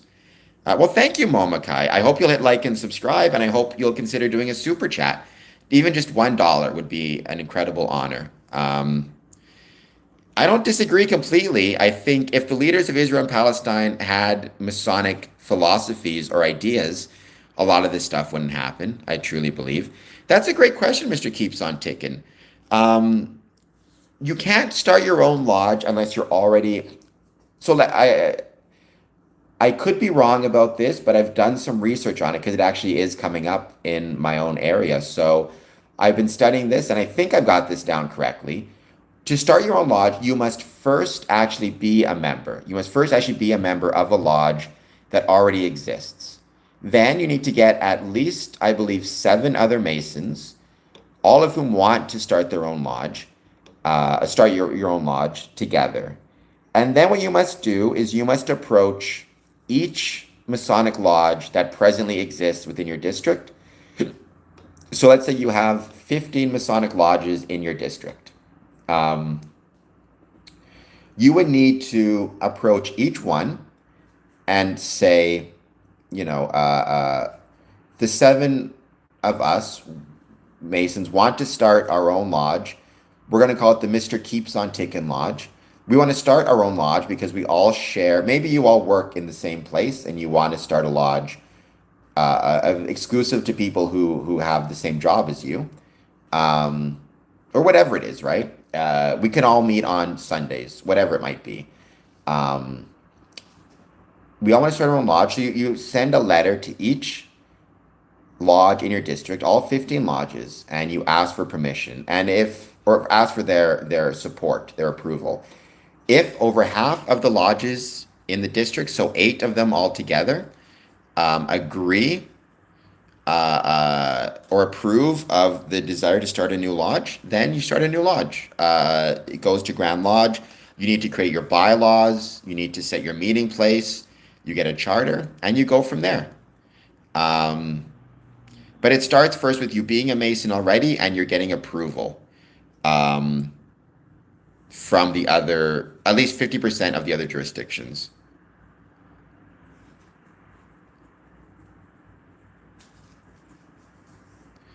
I don't know what the pinky handshake is. I think that's I've heard of similar things where people make up pretend handshakes and as a joke. I don't know why your grandpa would get mad about that. He's probably one of the silent generation guys who didn't like people kind of maybe taking the piss out of Freemasonry a little bit. I don't mind it. It doesn't concern me. Um, Thank you, Fat Matt. I hope that I was able to answer your questions well. I hope that they were able to make sense. And yeah, thank you so much for being here. I am still, I know usually an hour in I start talking about my main subject, but I've been getting so many good questions. I haven't um, wanted to start it yet, but I will in a few. I was going to give it a bit more time. We're just going to see who else joins.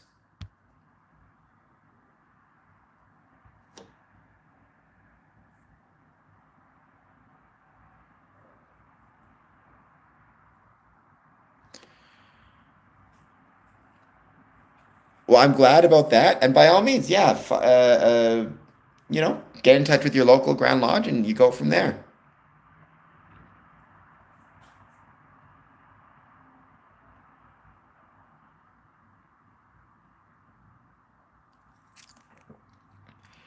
It's supposed to be pronounced P Hat Matt. I don't know. All right, P Hat Matt. I'm going to call you that until I hear otherwise. When did I first learn about?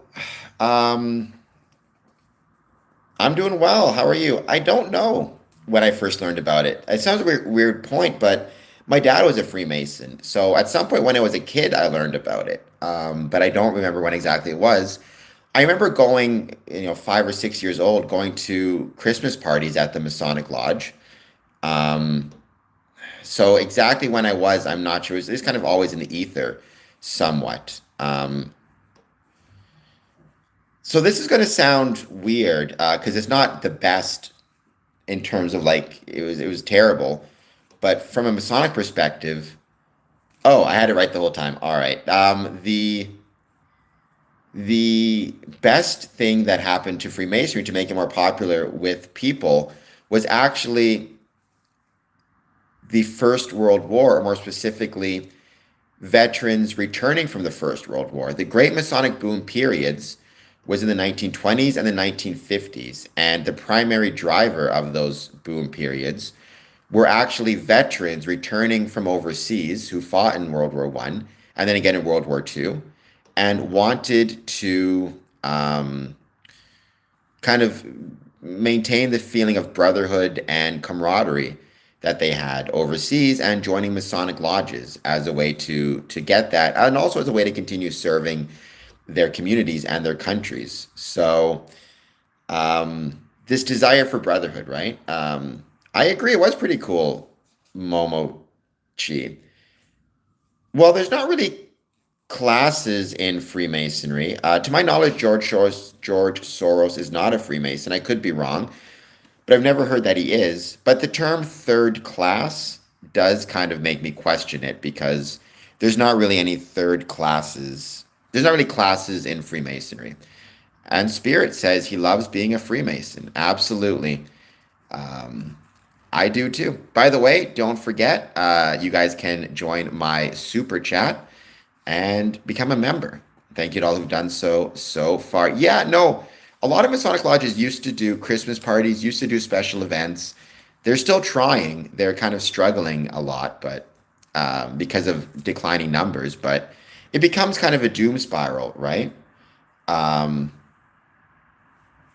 um, where it's like you have less people, so you hold less events. But because you hold less events, you have less people, um, and it kind of cycles. Oh yeah, there are special meals for Christmas. There are a ton of, well, it depends on the lodge, right? Each lodge will decide for itself if it wants to do anything special for Christmas. But I've been to a few different Masonic lodges that have had special meals for Christmas, and it's been wonderful to see. I don't think that's the case. I could be wrong. Let me check. I'm kind of curious, at least what Google says, which I know is not the best source of information.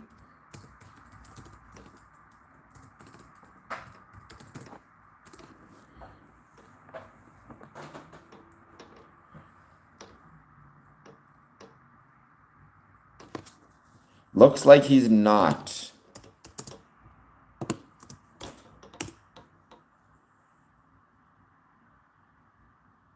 I'm not seeing anything that indicates he is.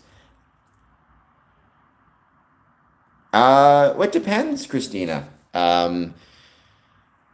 Sometimes you'll have, so the junior warden is responsible for making all the food, is responsible for having the food present.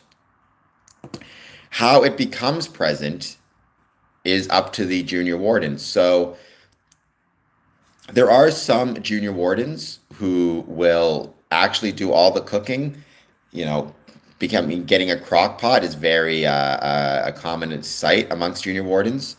Um, they'll get all the stuff, all the crock pots, and cook the food themselves and bring it. Some will order in all of the time, right? They'll order in from um, restaurants and order pizza, whatever it is. Some, if they have a partner who's kind enough and nice enough, will actually ask their partner to prepare the food and bring it to the lodge, which can happen. Some will ask friends to help out. So, however the food gets there, each junior warden kind of decides for himself. A lot of lodges do that, Harry, and that's awesome. Um, it's interesting. I was never a prison warden. I worked in a prison, but we have what's called junior warden and senior wardens, and it's kind of old English term for warden, right? Because warden means, it's an old English term, if I recall correctly, right? It's a person responsible for supervision of a particular place or thing for ensuring that regulations associated with are obeyed.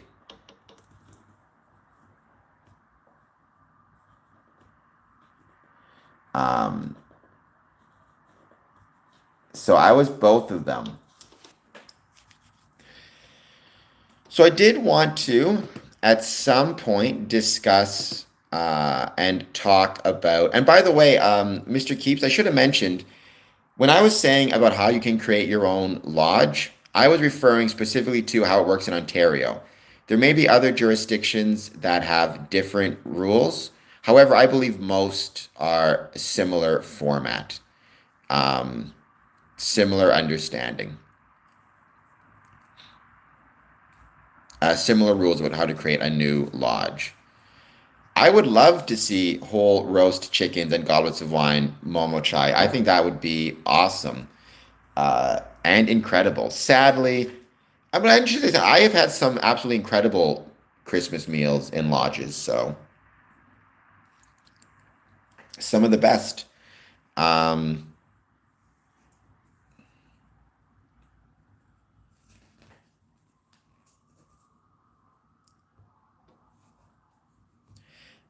but I've also had some great meals outside of Christmas as well. So it's one of those things where everybody has to kind of decide for, every lodge has to decide for itself. Thank you. I like my Freemason tattoo also. All right. So when I was mentioning previously these ones, actually, these guys here. And then I have this one as well, which is hard to see completely. And then I have this guy here as well.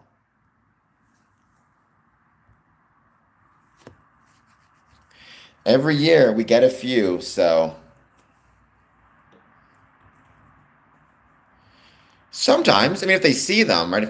Obviously, they can't see these guys up here necessarily, but they can see these ones sometimes, but it's rare. Do people judge me in public? When you say do people judge me in public, do you mean do people judge my tattoos or judge me for being a Freemason? I never felt particularly judged for either, so I don't think so. I mean, I try to live my life as a good person. Well, I don't get the judgment in public. I get the judgment on here, certainly, and very often. Which filter, Thomas? What do you mean by that? Is there a filter on this?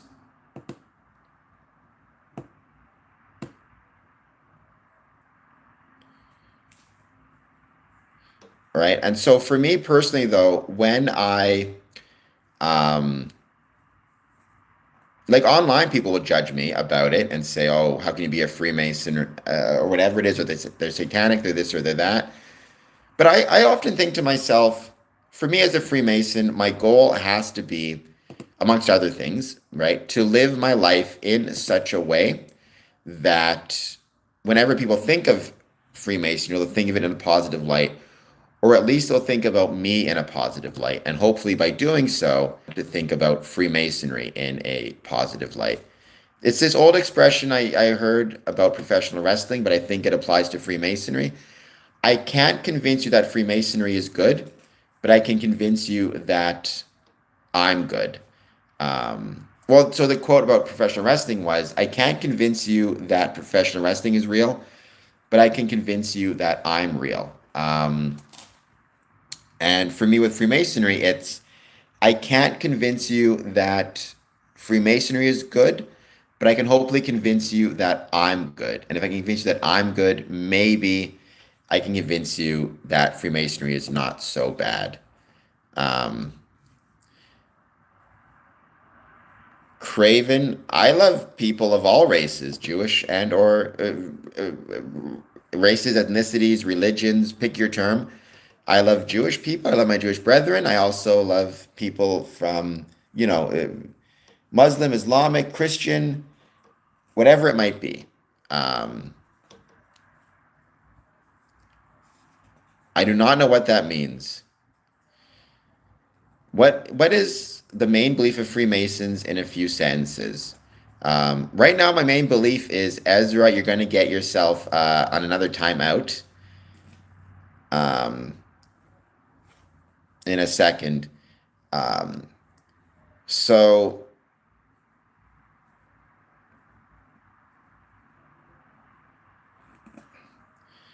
I mean, it's unfortunate that as kids you're led to believe that, but I'm happy to be here and be able to give you guys at least a more positive view of Freemasonry, or at least my kind of view of Freemasonry and why I think it's a wonderful thing.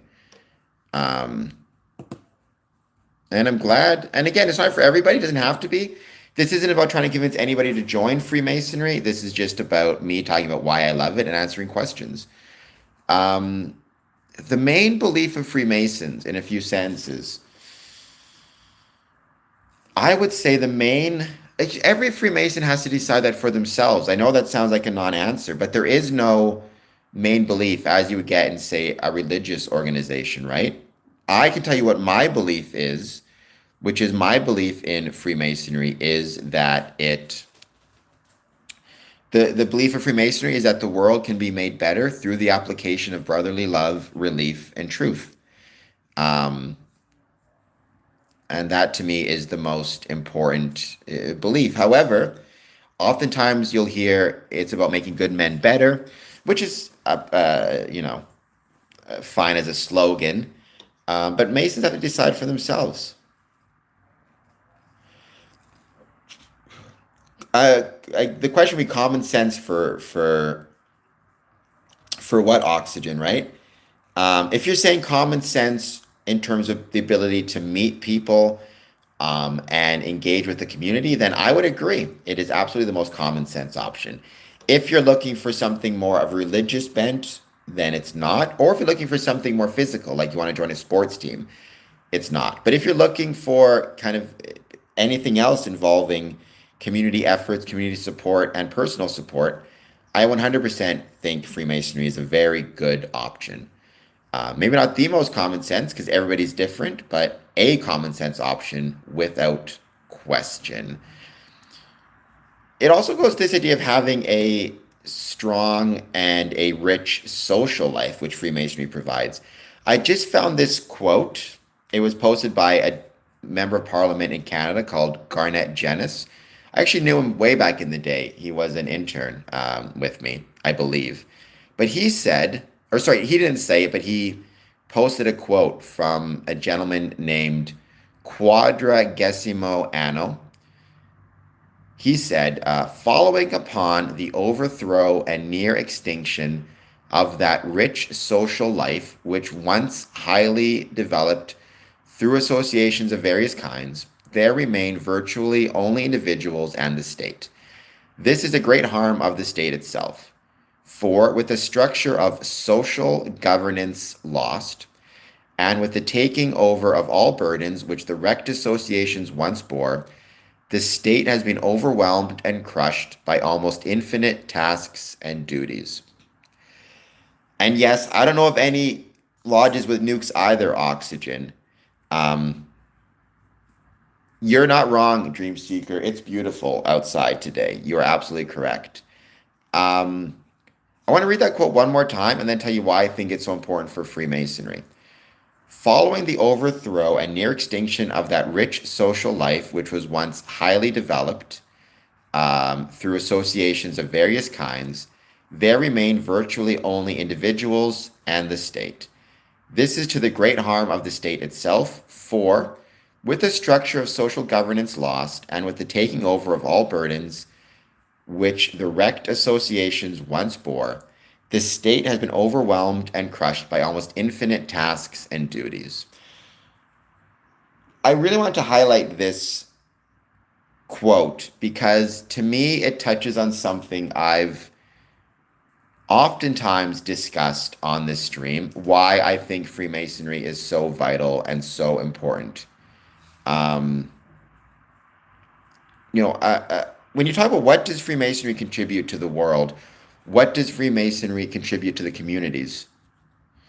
Well, it contributes a rich social life through the association, um, and also the burdens which it then takes on for those members of the rich social life it provides are burdens that the state need not be overwhelmed with, right? I've given the example before, I've told of it. I know at least two Masons who, were it not for Masonic Lodge stepping in and providing benevolence and support, would be um, would have been made homeless. And in one case, not simply would they have been made homeless, but their family would be on the street as well, their wife and their kids. Um, so Freemasonry chose to take on the burden of supporting them by assisting them with their um, um, benevolence fund and paying their rent and, paying their mortgage, lest they end up on the street. The reason that that matters is not simply because it helps the brother, right? But rather because, and the brother's family, but rather it removes the burden of the state taking care of them, but places it on the lodge itself, right? Because that's the thing about what happens. You end up being kicked out of your home, your family's kicked out of their home. What happens next? Well, maybe you need to go into a shelter. That's now a task and duty placed on the state to take care of you. Maybe you need to rely on food banks. Again, that's the state or the community being forced to take on that burden. Maybe you need to apply for welfare. Maybe you need to apply for disability. Whatever it may be that you need to apply for. Um, Now you have the state needing to take on those responsibilities, and the whole community now has to deal with it. They need to pass by a homeless person on the street. It gets more expensive, more police requirements in order to kind of maintain the quality of these streets, and the communities in which they're located, right? If we don't have a rich social life, highly developed through associations of various kinds, what you're left with is individuals and the state. And then what that leaves you with is the state, the government, be it municipal, provincial, federal, having to take on more and more and more responsibilities that previously could have been handled by social connections and social support. That's why I'm always arguing about the necessity of Freemasons having their first aid, having their psychological first aid, so they can be of benefit to being healthy, being fit, taking care of each other. By doing so, they are requiring less from the state and more from themselves and more from those around them. Um, I once upon a time, and some people disagreed with me. I once upon a time described Freemasonry as being a part of the social safety net. And I still believe that to be the case, right? It's not the exclusive social safety net. The government has a role, emergency rooms have a role, churches have a role, other social groups have a role, food banks have a responsibility and a role as being part of the social safety net, but so too is Freemasonry. And as Freemasonry weakens, the safety net it provides for its members weakens too, and then suddenly the other social safety net components need to become stronger. Whereas if all of us have a rich social life, if all of us have highly developed associations, including Freemasonry, on which we can rely, the safety net as a whole gets stronger because we as individuals no longer need to rely on a state to take care of us or other groups. So I'm going to read this one more time. Following upon the overthrow and near extinction of that rich social life, which was once highly developed through associations of various kinds, there remain virtually individuals and the state.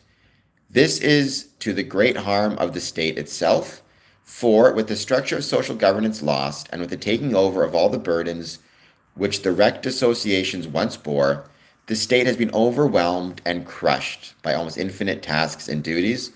Let's make sure we as Freemasons don't allow our states to become overwhelmed, but allow them, let's do our part so everybody can do their part. Um, are pastors allowed to? Yeah, I know pastors who are Masons, or priests, or fathers, or pick your term. So I do know several who are Masons. By the way, Pastor Sempa, I hope you will consider becoming or giving a super chat. Just a couple bucks, right, would be very much appreciated. Um, to everybody watching this, I hope you take a moment to do a super chat. Just give a couple bucks. It would be very, very appreciated. My Random Life, welcome back. How's it going? I hope you're doing well. Thank you for being here.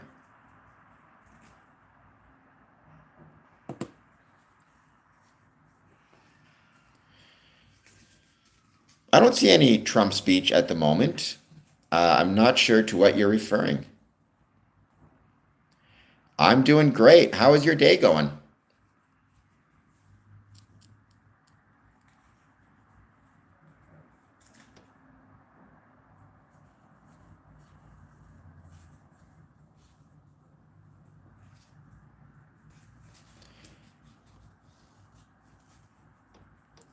Okay, I'm sure I'll catch it at some point. I'm sure the news will be covering it quite extensively.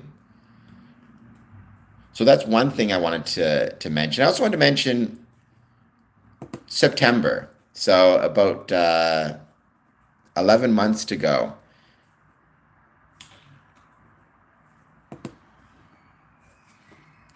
I also discovered this quote, um, which, if you're a Mason of a certain degree, you'll recognize and understand why it's important. But if you want to give me a belated birthday gift, my random life, I hope that you will do a super chat. Just for a couple of bucks, why not? 4th of May. So yours is coming up. Still got a bit of time to go, but happy birthday. Happy very, very early birthday nonetheless.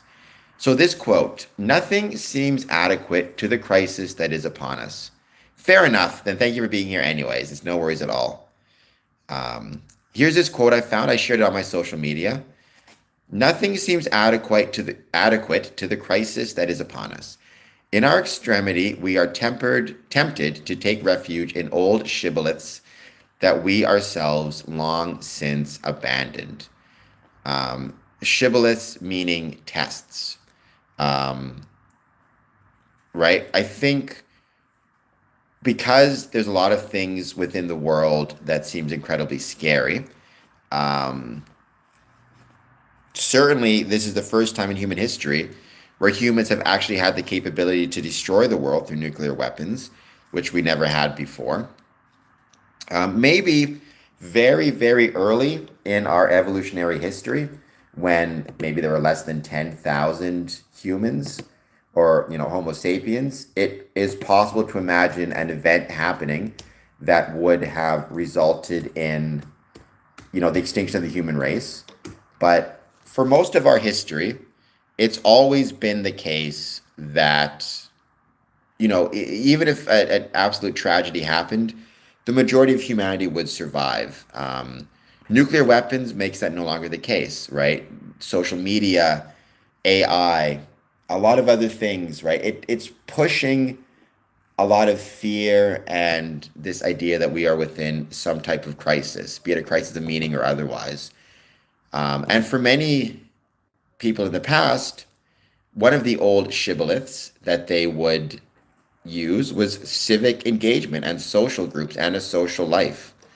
That was a shibboleth, not just Masonic, but people would find their shibboleths in religion, in sports, in community, in their neighbors, in their work. And it feels like people no longer take refuge in those tests, right? This idea of if your Masonic lodge is strong, it means the world is doing well. People no longer have that faith, that conviction, the ability to take refuge in that. The problem is what they are taking refuge in now, the new shibboleths, is social media success, social media in general, fame, attention. And I think that's very dangerous. I think we in Freemasonry, if it's going to survive, we need to remind people why, a million people on social media is not a necessarily beneficial shibboleth on which to base, the quality of the world. Rather, it's about the strength of Freemasonry, of our civic institutions, of our social life, of our neighbors, of our relationships. Why don't we make the world a better place? I'm trying, Pastor. I'm trying my best, but you're absolutely right. I wish more people tried to make the world a better place, not just within Freemasonry, but just in general. What's your favorite song? My favorite song is "Simple Man" by Leonard Skinner. My second favorite song is "Prodigal" by Blacktop Mojo. So, um, but I found this quote here, and again by Howard Thurman. Nothing seems adequate to the crisis that is upon us. In our extremity, we are tempted to take refuge in old shibboleths that we long since abandoned. Um, by Howard Thurman. I think, again, the idea of shibboleth as being a test, which comes from the Bible. The old tests that we would use the old shibboleths that we would use to determine whether the world is going well or not, our Masonic lodges, our social life, are no longer seeming sufficient to people. Instead, they're taking new shibboleths that I would argue in many ways are more dangerous and damaging. Hello, EA Freemason. Thank you for being here. I hope you're doing well. I hope you hit the like button if you've not done so. And I hope that you will maybe consider doing a super chat, even just for $1. Just to, you can try it out, see how it works for you. I think that would be really cool. And thank you for joining. Goodbye, Dad. Thank you for being here, though. I appreciate it. To everybody watching this, also, don't forget tomorrow. Sorry, October 21st, I have got a 24-hour live stream. We're going to start by talking about scary Masonic ghost stories. So please, I hope that you guys will join us for those. And I also hope you will share with us your Masonic ghost stories. If you have any, it's incredibly important. See, and that's unfortunate. I mean, even EA Sports, it's in the game. Steve Vano, because, for many, the Legion is another example of organizations that are fading, unfortunately. And I think that's a real shame.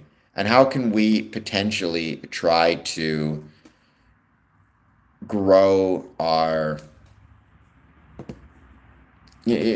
all civic groups need to grow, because the American Legion was in and of itself a kind of shibboleth, right, for society, a refuge where you could go and know you had support, especially if you're a veteran, and know you had people around you who could support you. Good. I hope you'll tell everybody I say hello, and I hope everybody there is doing well.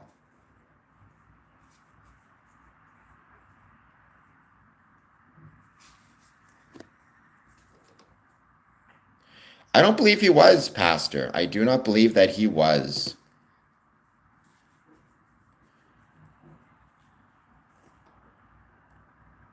So anybody could be a Mason. Well, not anybody. You need to be, over 18 in the States, over 21 here. You need to believe in a supreme being. And to join the fraternal side, you need to be a man. I don't know what that means, Steve. I think to be a Christian, by definition, you have to believe in the biblical tenets. I think would be how it would work. By the way, Steve, why not try out a super chat? Give $1, give $2. I'd be curious to see how it works for you. I am Chili D's. I'm having a great day, a great evening. I hope you're having a great evening as well. Thank you for being here. I hope you'll hit the like button, the subscribe button. I know you've already hit the subscribe button. Hit the like button and let me know how it's going. Consider doing a super chat. You could, Pastor. Again, you have to apply. You have to talk to people. It's not a quick process, nor should it be. But you can start the process. Obviously, I can't make you a Freemason. A lodge needs to do that. It needs to be a lodge within your area. But Chili's, how is it going for you?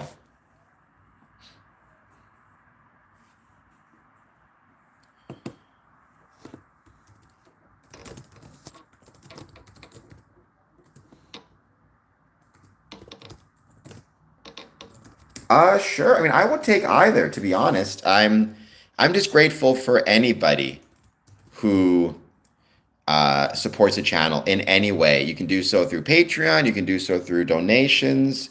You can do so through becoming a member.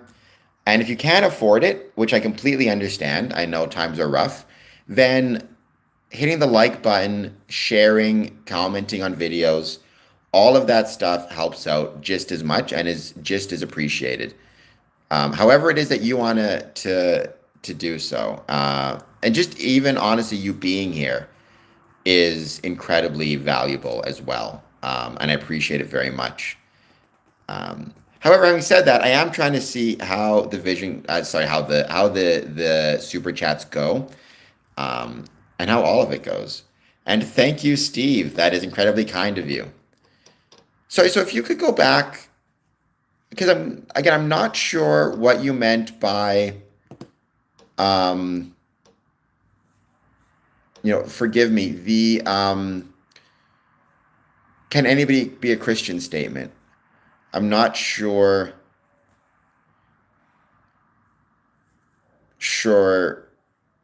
kind of what was meant by that. Do you mean that in the same way, like, can anybody be a Freemason?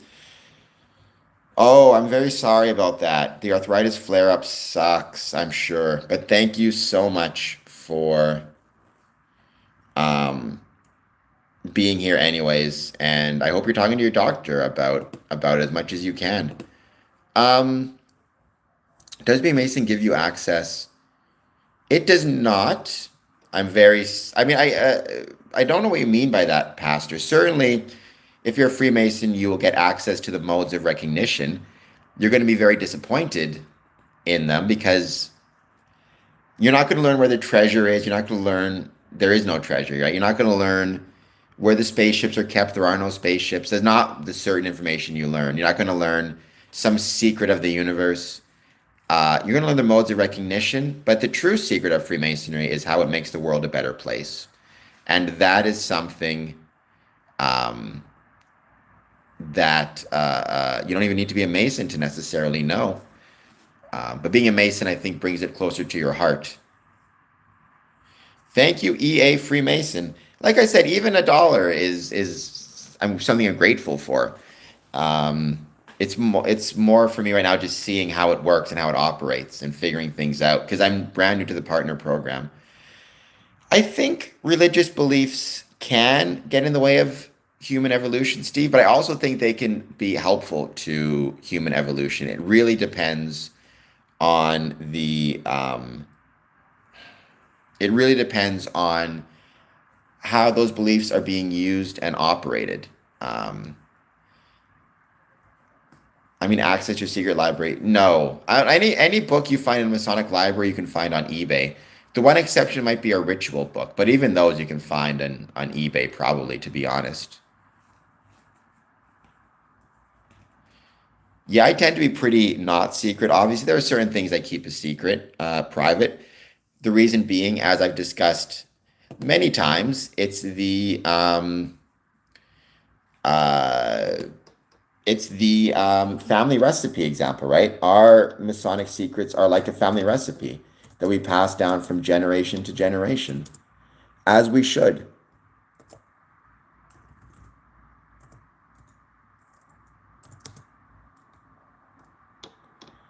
And if I start to share them with people, the danger of that is who are not Masons, then suddenly it starts to feel as though those secrets are less valuable, less important, and the bonds of brotherhood become diminished as a consequence. Oh my gosh, I gotta double check that. I believe it's 70% of the super chats, if I recall correctly, but I need to double check. I think donations may be more. You're right, but I need to double check that, Steve. Either way, I'm truly appreciative and grateful for your support. You could join a coven if you want, Pastor. It's something very different than Freemasonry, but you are welcome to. Like I said, you should join those things which brings you support and makes you feel happy and good. And I wish you nothing but the best. I do appreciate you being here as well very much. So thank you for that.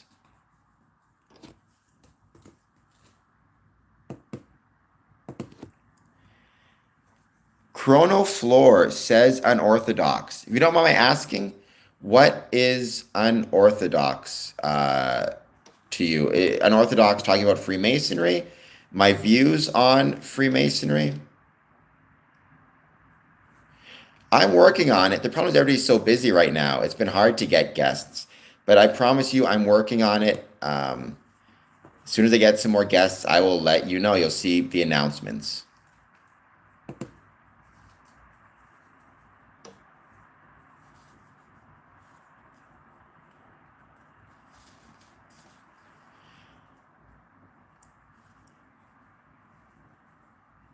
But I also do enjoy these, like I said, these streams very much. And it's wonderful to interact with Masons and non-Masons from around the world.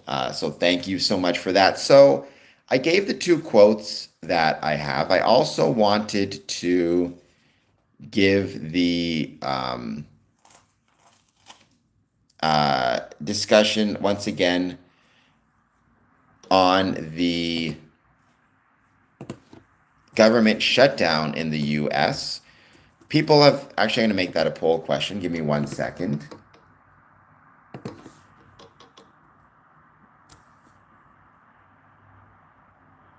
I don't know what that means, but I do love food. Do you think the US, oops, trying to write this poll question. USA government shutdown is affecting Freemasonry. Oops.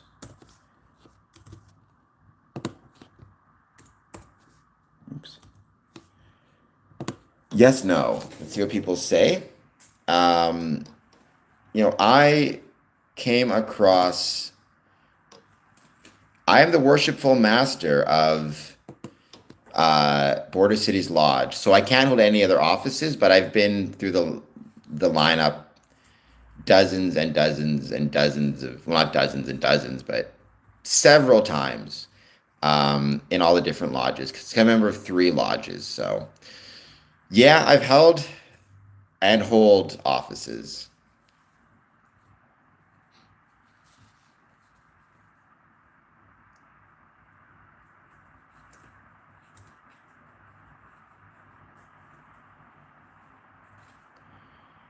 Okay.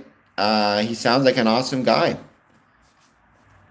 It's 1 year, but obviously if no one steps up to be the worshipful master, it can be extended.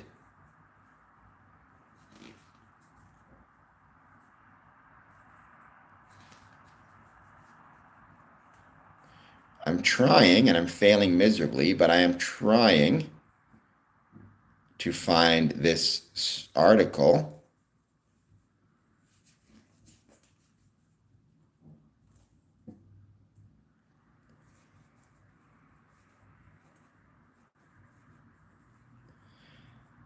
Dun, dun, dun, and I'm failing quite miserably.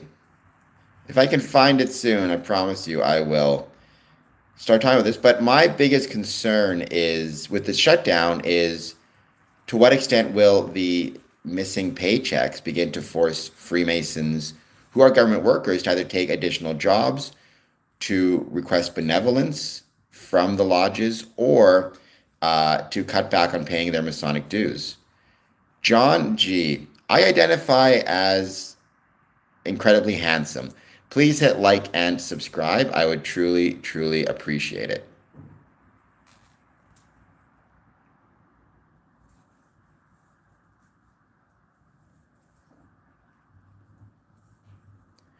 And John G., I hope you hit the like button. I hope you hit the subscribe button also if you're not done so.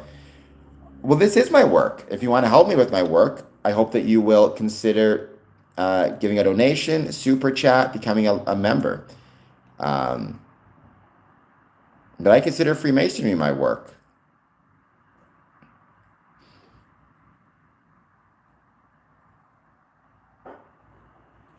Fair enough, but you're still here and I still appreciate it. So thank you so much for that. I am trying, and for some reason I had the article up on my computer and now it's gone AWOL. Oh. Nope, that's not it. Talking about government workers missing paychecks and feeling the hit from those missing paychecks. Well, you can't identify as a Freemason pastor. You either are a Freemason or you're not a Freemason. You can have Masonic values, have Masonic beliefs, have Masonic understandings, but to be a Freemason, it's about joining a Masonic lodge. Welcome, Sander H. Thank you for being here. I hope you're doing well. Um, Thank you. Yes, stay at home mom. Apparently not. That is the concern, Chili D's. And there are a lot of Masons who are veterans, or not veterans, but actually active military service. I don't know the number. I know anecdotally several active military officers who are Freemasons, but and I'm going to search it this way. Hello, Nexi. Welcome back. USA shutdown. Military personnel. Food bank. Let's try this one. Thank you, Nexi. Happy for you to be here. I truly appreciate that. Here it is. Shutdown causes unprecedented spike in military families using food banks. Military personnel and their families. This is from Time Magazine. I can't talk. Time Magazine. Dated, I believe, yesterday. Military personnel and their families are increasingly relying on food pantries as a prolonged government shutdown causes uncertainty for their household finances, even after President Donald Trump announced he would find funds to pay troops this month. Advocates say that military households are particularly hard hit during shutdowns because many military spouses work for the federal government, and so both breadwinners can be left without a paycheck. Military spouses also face high levels of unemployment due to frequent relocation required by the job. Service members are due to be paid on October 15th, but even with Trump's announcement, many are seeking help. Monica Bissett, founder and CEO of Stronghold Food Pantry, a food pantry of military members, says there's been an unprecedented increase in need since the shutdown began, noting a 300% increase. They've had a 9% increase in their application rate.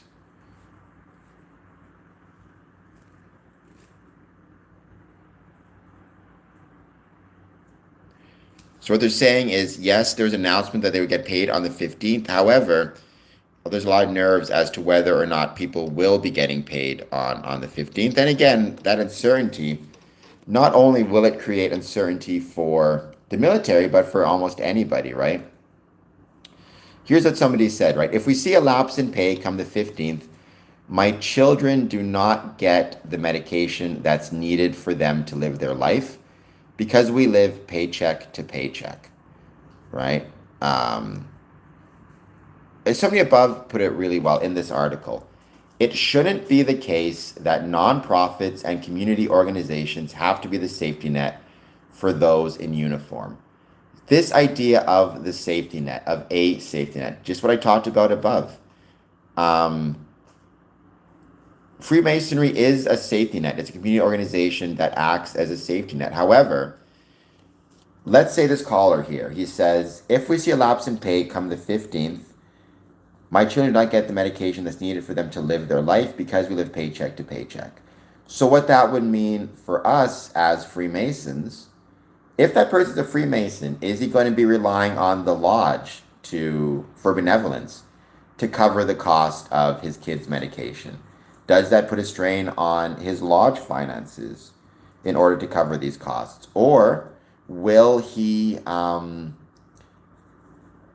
get a second job, which means he can attend his Masonic Lodge meetings? Or will he just choose not to pay his dues to pay instead for his kids' medications?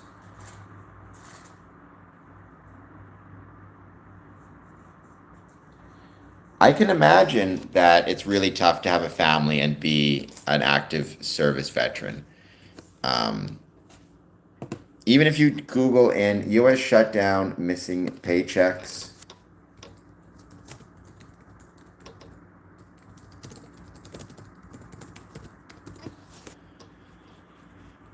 right? USA Today 5 hours ago wrote this article. Batten down the hatches. Trump White House warns of more layoffs during shutdown.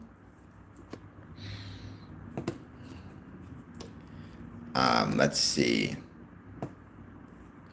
The White House said additional mass layoffs of federal workers are coming as the federal government shutdown, now 14 days old, drags on. The Office of, hello from Serbia, welcome, thank you for being here.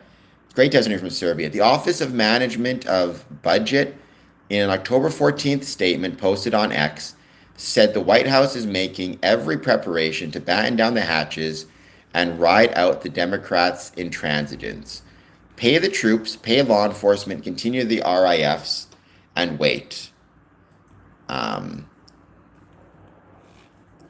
President Donald Trump over the weekend announced the administration identified available federal funds to pay members of the U.S. military.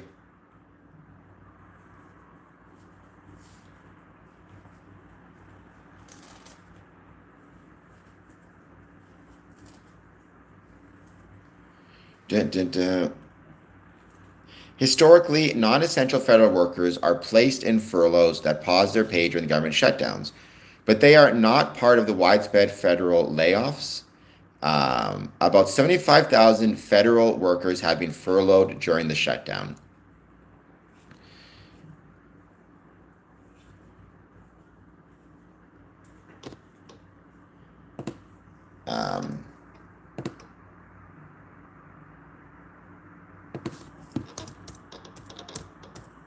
So again, if you are facing economic uncertainty, if you are missing your paycheck, right? It's been 14 days, which means federal workers are now set to lose out on pay. This is probably the first pay, I guess, they would be losing during the shutdown. So do they now have to go onto the credit card debt? Do they now have to request benevolence funds from the Masonic Lodge? Do they now have to not pay their dues? Right? Do they now have to get a second job and start missing Masonic meetings because of their second job? All of that stuff is going to be really important to keep in mind and to think about. And again, I think that's why, again, 1 or 2 days shutdown, it's understandable that it's not going to have a major effect on Freemasonry. 2 weeks, 3 weeks, 4 weeks, 5 weeks, especially in those areas where federal employees make up a significant portion of the population and therefore will make up a portion of Freemasonry. It's the same thing, right? What extent will it start to affect things?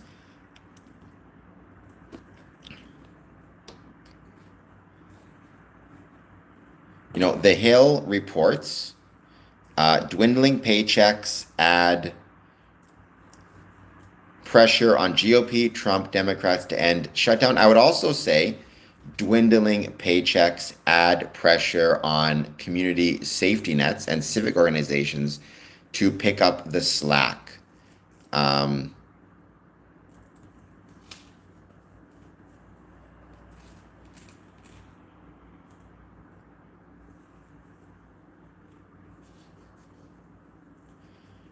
Welcome, by the way, from Serbia once again. I don't disagree with you. I tend to be supportive of public health or a single payer option as someone who lives in Canada and has been lucky enough to potentially take advantage or has taken advantage of public health. I've been lucky enough to do so, being born with no legs. There were many kind of Masonic, sorry, not Masonic, health issues I had. And I was lucky to have that support. It's another example of a social safety net. Interesting enough, 9 votes. Do you think gun shutdown is affecting Freemasonry? Yes at 44%, no at 56%. I wonder if I ask that question again in 2 years, or sorry, 2 years, in 2 more weeks, assuming the government shutdown is continuing, are we going to see the effect then? 3 weeks from now? 4 weeks from now? At what point will we start to see the effect? Well, nothing is free. You can have free at point of service. It's like vaccines, right? Depending on which one you're getting. Like it costs money. Somebody's paying for it, but it's free for me at the point of service when I go there. And And free at the point of service matters just as much as quote unquote absolutely free, which you could argue nothing is free. Chili D's is correct. This stream is free. However, if you want to be cool and support us, you can do so by giving a super chat or a donation.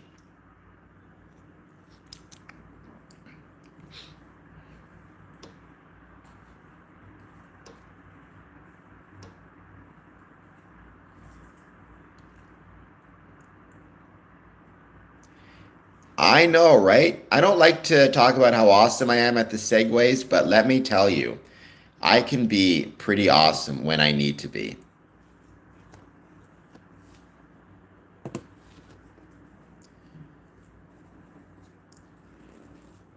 So those were my kind of the three posts that I wanted to mention. Or the three things I wanted to mention. I'll mention them one more time.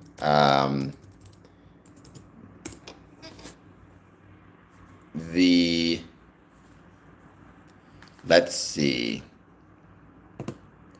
the different quotes. So I like this quote from Howard Thurman. I don't know when it was dated to, but I think it applies in 2025 as much as anything else. Nothing seems adequate to the crisis that is upon us. In our extremity, we are tempted to take refuge in old shibboleths that we ourselves long since abandoned. I also liked this quote: following upon the overthrow and near extinction of that rich social life, which was once highly developed through associations of various kinds, there remain virtually only individuals and the state. This is to the great harm of the state itself. For, with the structure of social governance lost, and with the taking over of all the burdens which the wrecked associations once bore, the state has been overwhelmed and crushed by almost infinite tasks and duties. Well, I've never said it was or wasn't, but the term itself, actually, if you go to YouTube, Chili D's, and you type in the West Wing and shibboleth, you'll actually see Martin Sheen talking about it. And he asks, it's really interesting. He asks a group of people who are claiming asylum in the States, who are Christians. He asks them a series of questions. And at one point, one of the people seeking refuge actually uses the word shibboleth. It's a very common word it was a common word in day-to-day parlance. And this is a quote from Howard Thurman. Nothing seems adequate to the crisis that is upon us. In our extremity, we are tempted to take refuge in old shibboleths that we ourselves long since abandoned. That's a Howard Thurman quote. But I think not only is it interesting because of the words, but also this idea of, because what shibboleth means literally is it's a test, right? It's a pass test. It's a test to determine friend from foe. And when he says nothing seems adequate to this crisis that is upon us, in our extremity, we tend to take refuge in. So this idea of we're facing challenges in 2025. Things seem as though there are many crises. How do we deal with those crises? What are the shibboleths that we will take refuge in 2025 versus what we used to? We used to take refuge in Freemasonry. We used to take refuge in social life, in our neighbors. What refuge are we taking in 2025? And are they better or worse? So there's that one. And then also wanted to mention, obviously,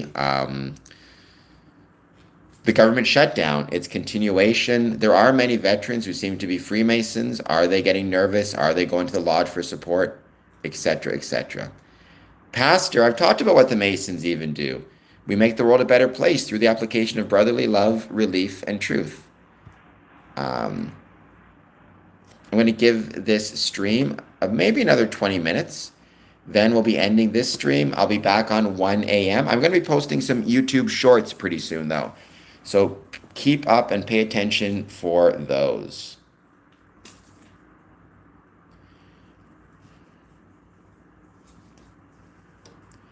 And thank you, everybody who has joined thus far. I truly, truly appreciate it.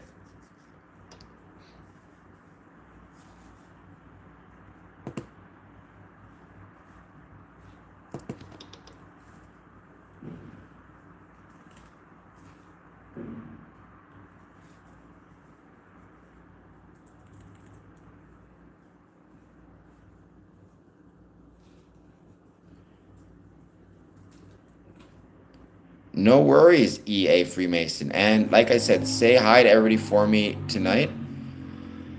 That depends on the Mason you meet. I mean, there's nothing special about us except we're more handsome than everybody else.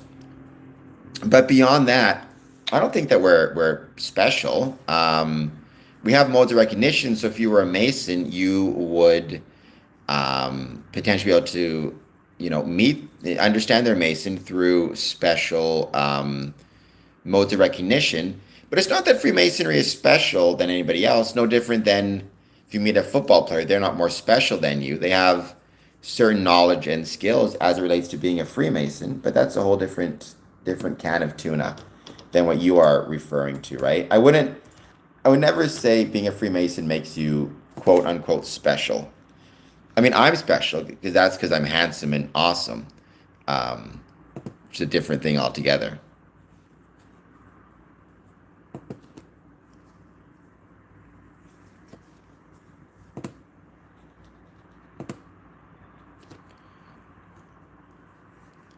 We're just getting a bit more time. We're just going to see who joins.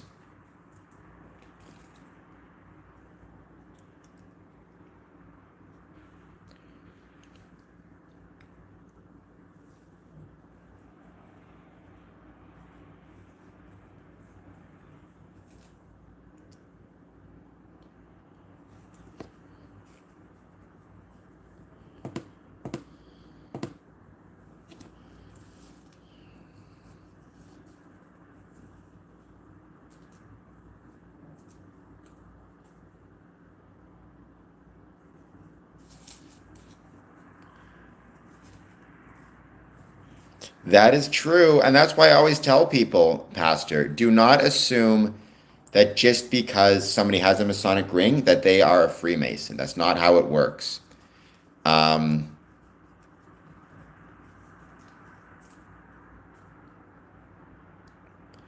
um, you have to be really careful about that. You have to be incredibly careful. And this I tell the Masons and non-Masons. It's very possible for almost for anybody to purchase a Masonic ring, claim to be a Freemason, right? It's very possible. And so, and also a lot of people will wear a Masonic ring, maybe wear a shirt with the square and compass on. They'll call themselves Freemasons and pass themselves off as such, doing so with the desire of scamming people, right? Oh yeah, I'm a Freemason. Join my lodge. You'll become rich and famous, or whatever it is. That's why dues cards are still so incredibly important. Not just dues cards, but dues cards and other things are so incredibly important. Proper testing. What can I say? I'm a cranky old past master, Chili D's. I would be less cranky if you were to do a super chat of even $1, because then I'd be over $10 revenue, which would be my first time getting over 10 on a stream. So that'd be pretty cool. Um, I don't know if men are beasts, but I definitely think men can be very challenging, put it that way, for whatever it's worth.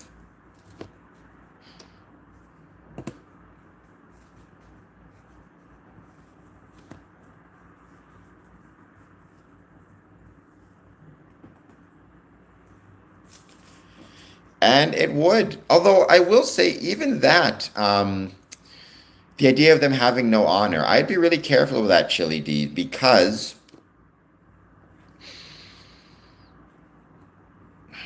how do I say this?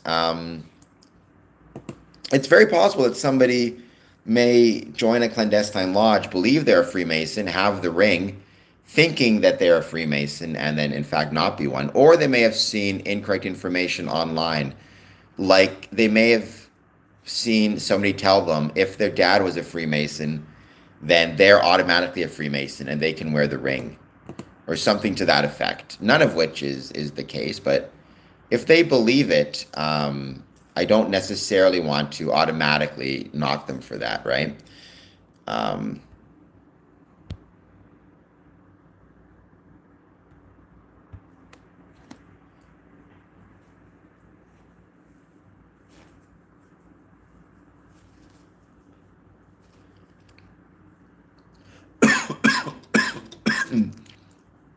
Excuse me as I cough up a storm. Well, yeah, I mean, Grand Orient, the few different Grand Orients, right, are not recognized by us. I tend to be hesitant to even call them clandestine. They've been around for a while, right? So, but they're not recognized by many other Masonic jurisdictions.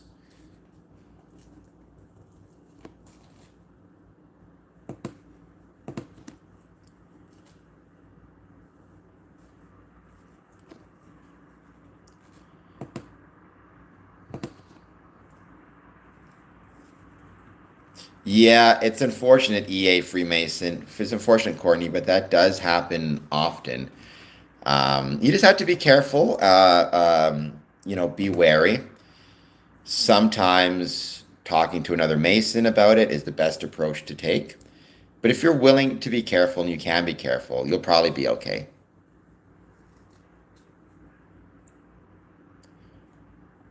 At least that is my experience.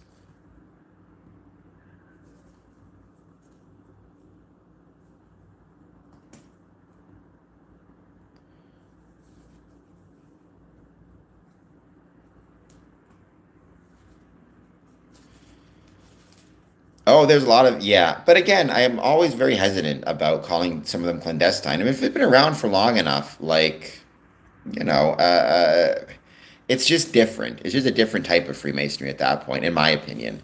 So,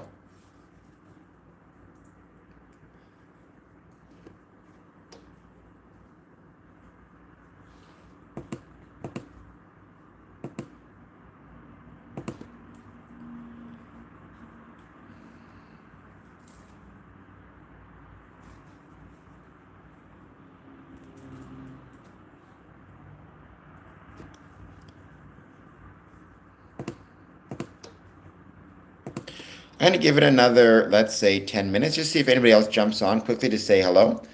I'm done with my main topics. I hope you enjoyed the quotes that I provided. I hope that they gave you maybe something different to think about when it comes to Freemasonry and how you think about it. Please hit the like button. Please hit the subscribe button if you're new. And I appreciate everybody being here very, very much.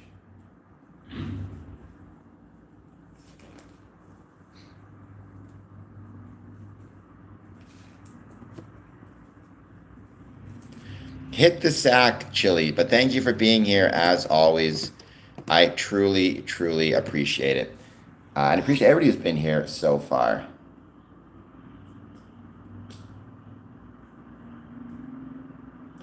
At 1 a.m., that is the plan. Encourage your brethren to join. I'd appreciate it if they found their way here.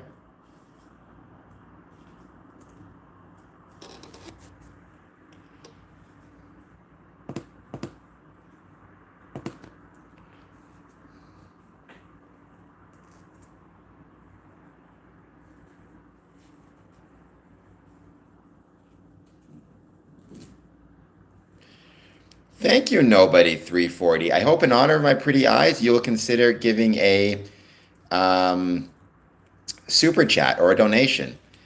Even of just $1 would be very kind of you because I'm hoping to get over $10, which would be the first time I've ever done that on a stream. So, but thank you, Nobody 340. I hope you're doing well and thank you for being here. Well, then I'm just happy that you're here and you can hit the like button. Um, in honor of my eyes. No worries. Get yourself ready for lodge, Courtney, and tell them all I say hello.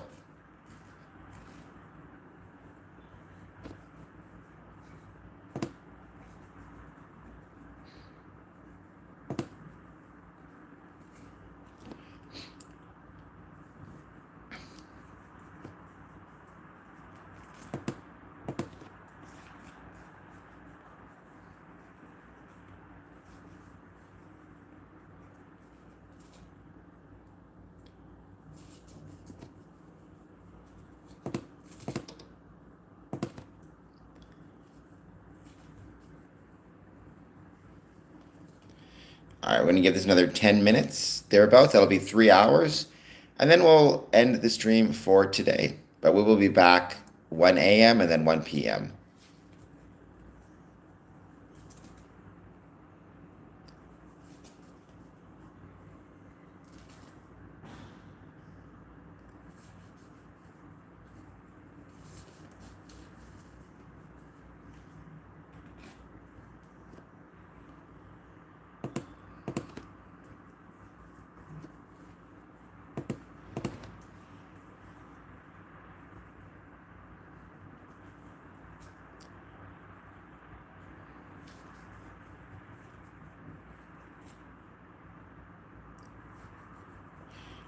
Kishore Kumar. Hello, how's it going? Thank you for being here. I do these live streams to talk about Freemasonry. Let me know if you have any thoughts on it. I'm ending the stream soon, but I figured I'd give it a second just to see if anybody else wants to talk or chat about anything. Positive, negative, or neutral, I'd love to hear them.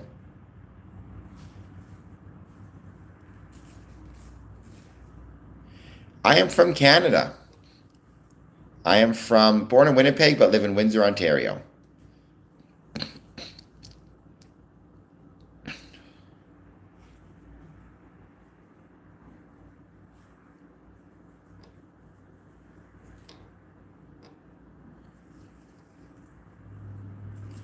Awesome. I don't know much about India, but I'd love to learn more about it, especially Freemasonry in India. Um, so thank you so much for being here. I hope you hit the like button and the subscribe button. That would be very kind of you. You can do a super chat, you can become a member. All that good jazz would be truly, truly appreciated.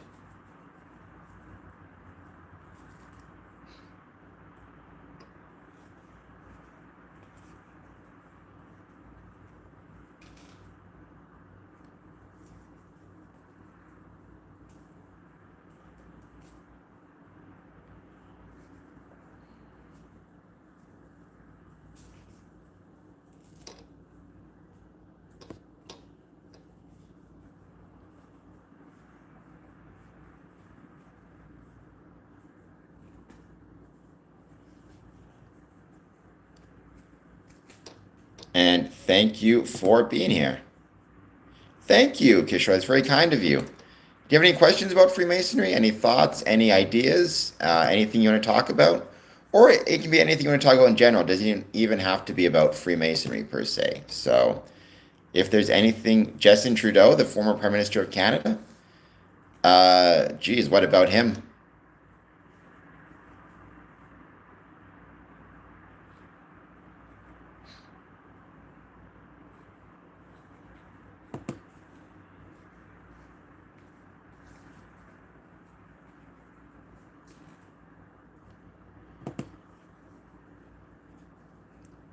I mean, I don't know what he's doing now. He's not the Prime Minister anymore. Obviously, it's Mark Carney, but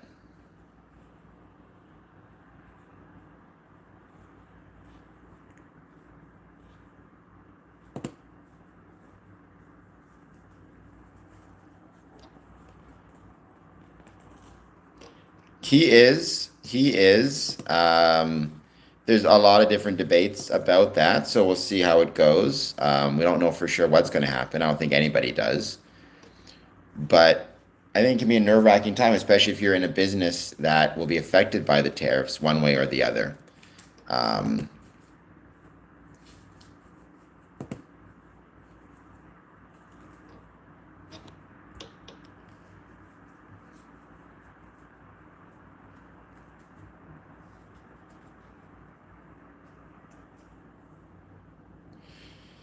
well, not directly, but certainly if things become more expensive, then indirectly, I'm very affected by the tariffs, as we all are, right? That's the one thing I talk about. I've said it so much, I think people are going to get sick of me saying it. You cannot separate the economic conditions of your community from the economic, you cannot separate the economic conditions of your community from the conditions of Freemasonry within your community. So if the tariffs hit and prices go up, uh, expenses go up, layoffs take place, well, then one of the things that you're going to have to deal with is going to be the effect that has on the effect that that has on our lodges and the ability for them to function. Yes, it is very cold. You are not wrong about that, but that's okay. I don't mind it when things are a little bit cold.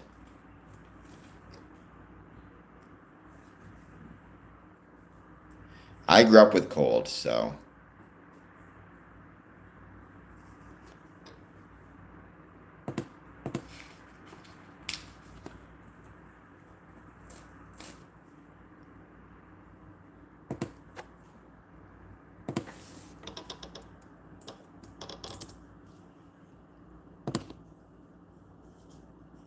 All right, I think, Kishore, we're going to be ending this stream. Thank you for subscribing.